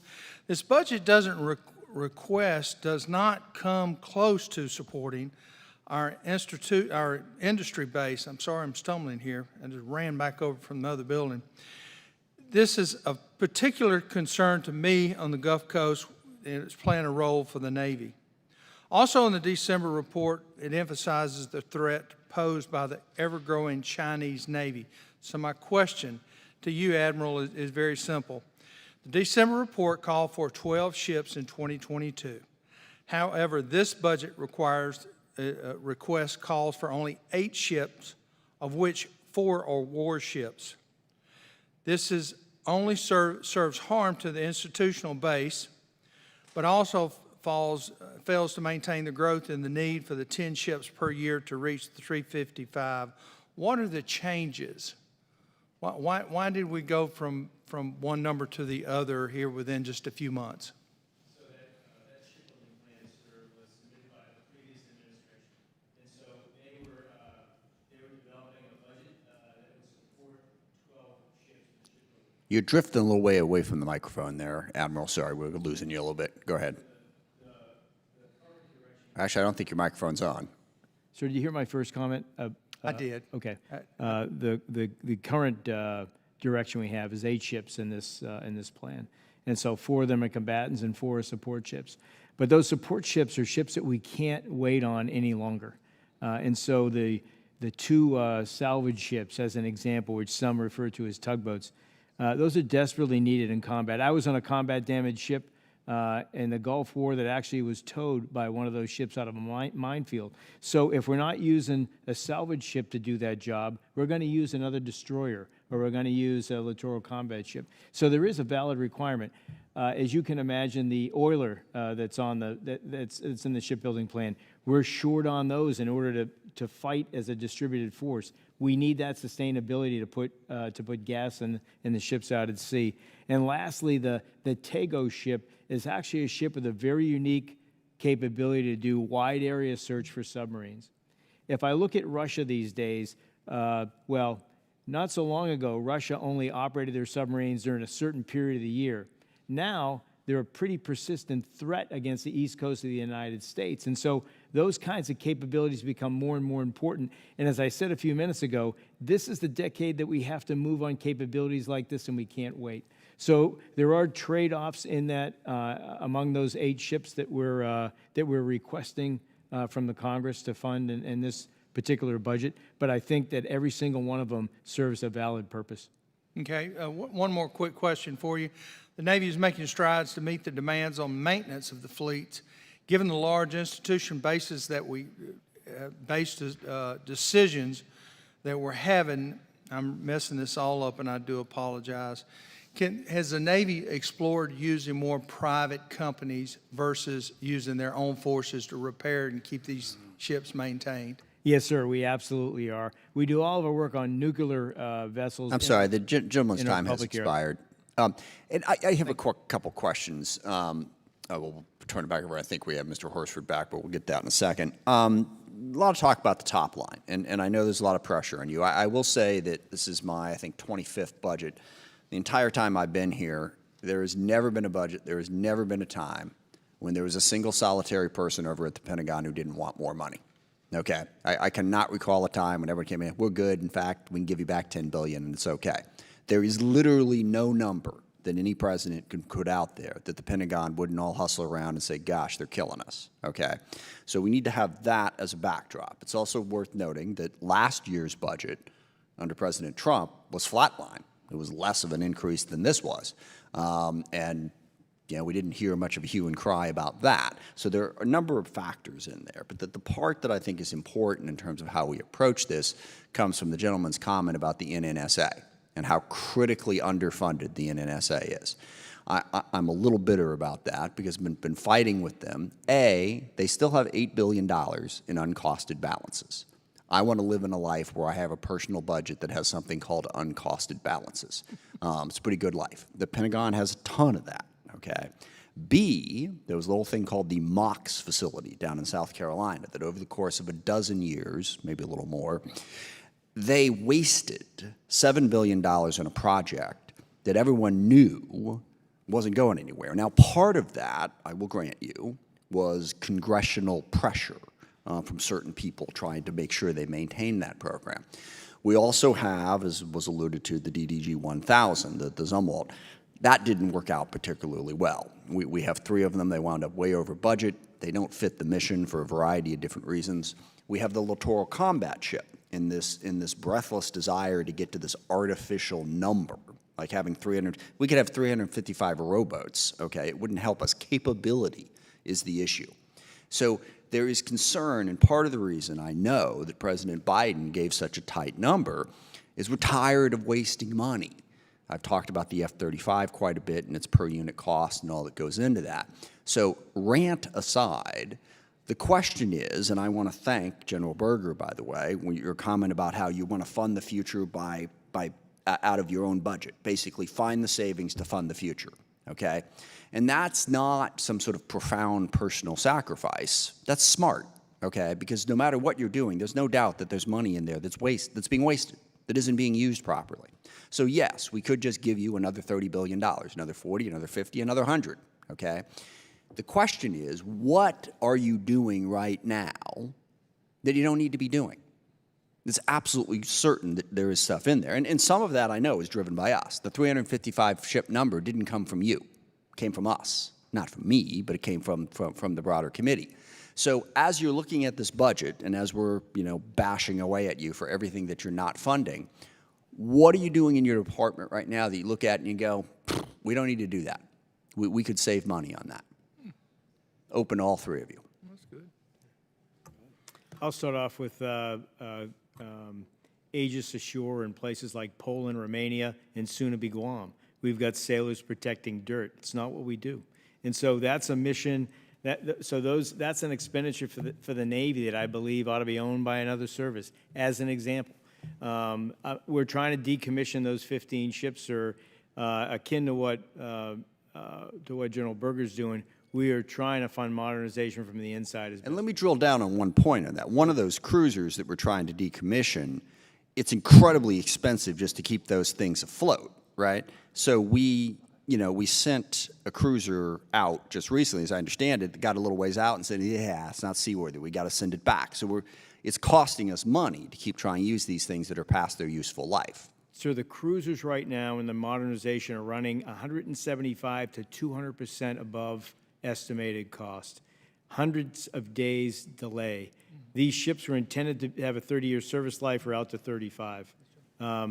we are trying to, they're not easy decisions to make, and I accept the counter argument that we should keep these ships based on Admiral Davidson's comments, but at some point, we need to turn and Thank you. I've taken more time than I should. I apologize. But you get the point. I want to get back to other members, but we can find savings in here, and we're not doing our job if we just come in here and say, "Gosh, we need more money." We all need more money. You could go to HHS, you could go to Department of Education. I doubt you'd find a single person in any one of those buildings who didn't say they need more money. We got to do better than that. Mr. Johnson is recognized for 5 minutes.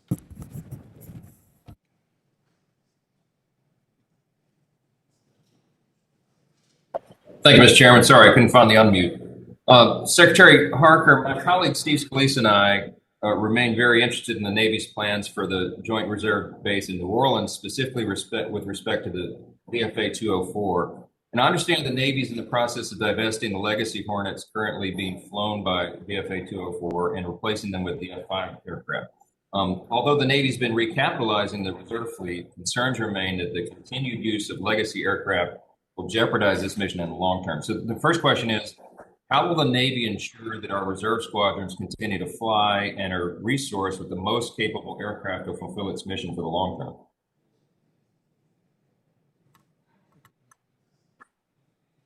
That's for Mr. Harker.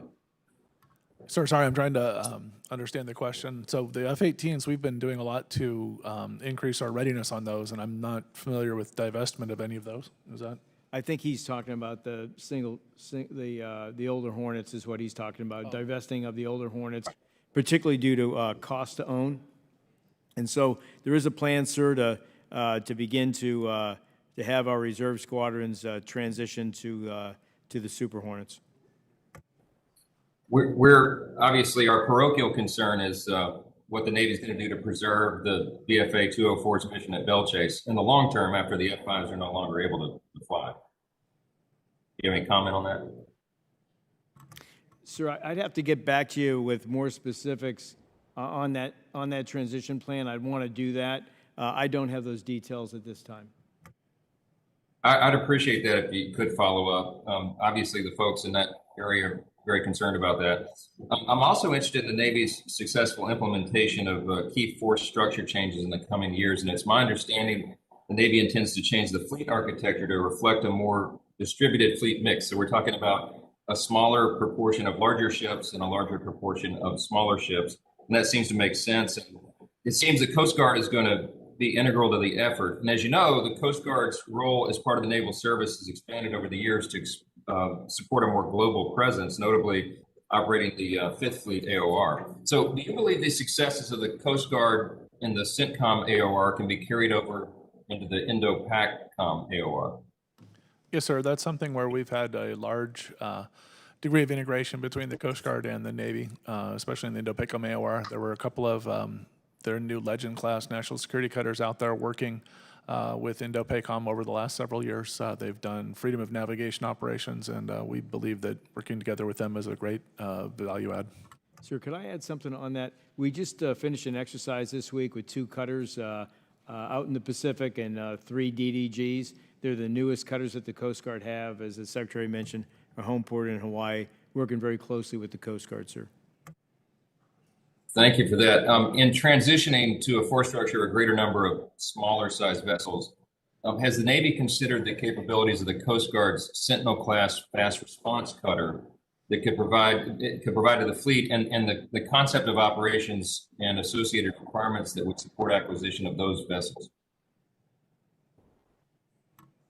We work closely with the Coast Guard and integrating that into our joint maritime force. Both the CNO, the Commandant, and my predecessor and the Commandant of the Coast Guard worked together to come up with the Tri-Maritime Agreement last winter. And CNO.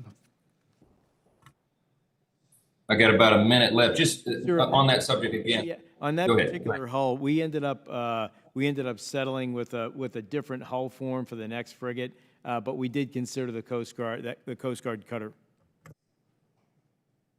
What smaller manned ships are being considered for potential inclusion in the fleet mix? I mean, when you say a different hull, could you give me a little more detail on that?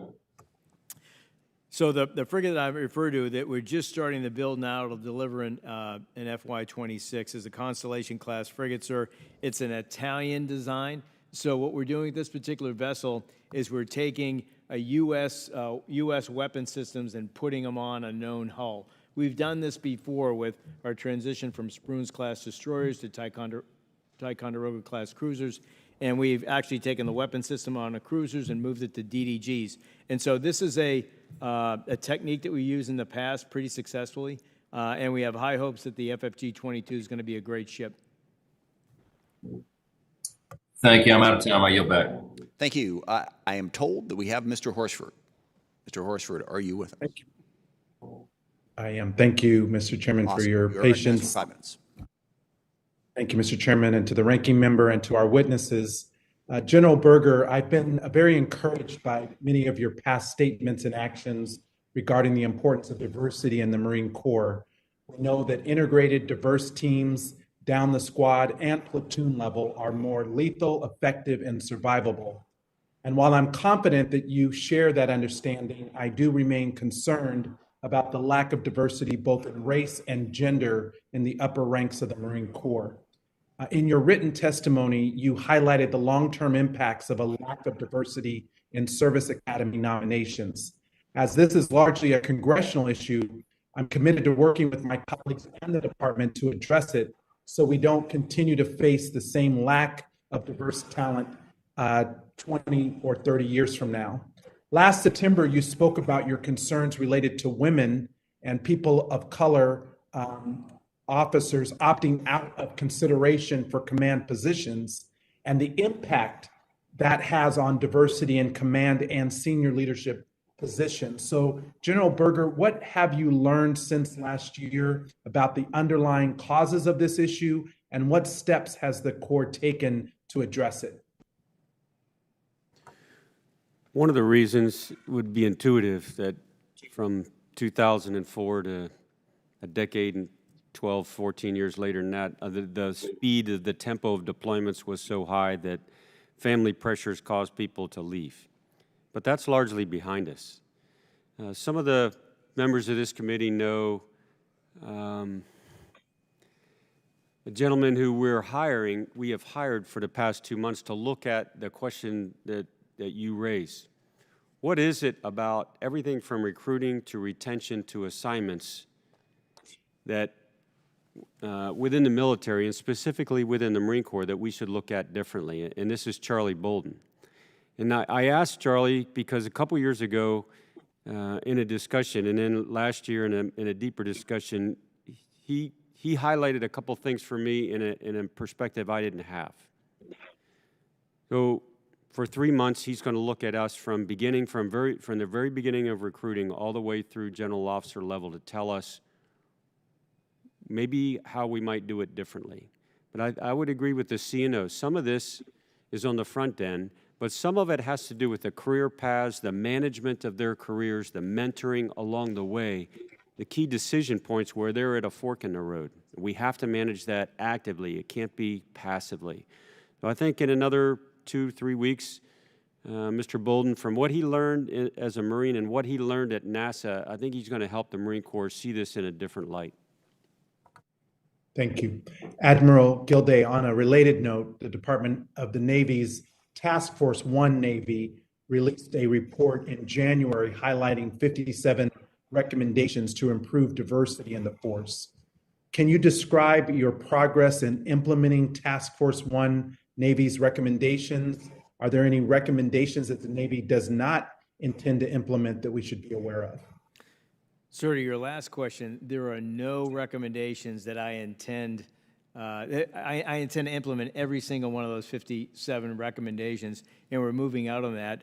We do have a framework which we call the culture of excellence, and one of the lines of operation in that culture of excellence is diversity, equity, and inclusion. So the intent in the Navy is not to just leave off, put the results of the task force on the shelf, but to actually hold ourselves accountable with measurable metrics against all of those recommendations.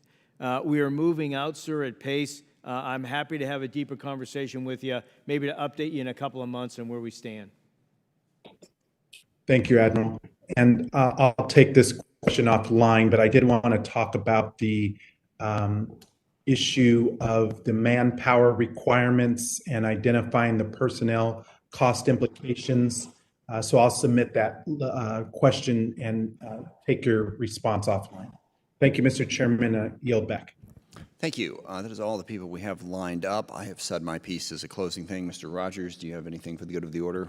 I do not. Thank you, Mr. Chairman. Thank you. I want to thank all three of you. 3 hours. Appreciate your stamina is the word I'm looking for, and your work. It's a lot to do within a limited budget, and I appreciate that efforts, and we'll definitely continue to work with you as we go through the rest of the process this year.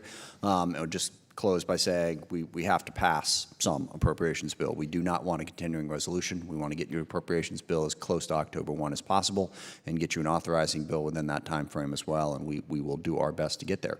With that, we are adjourned.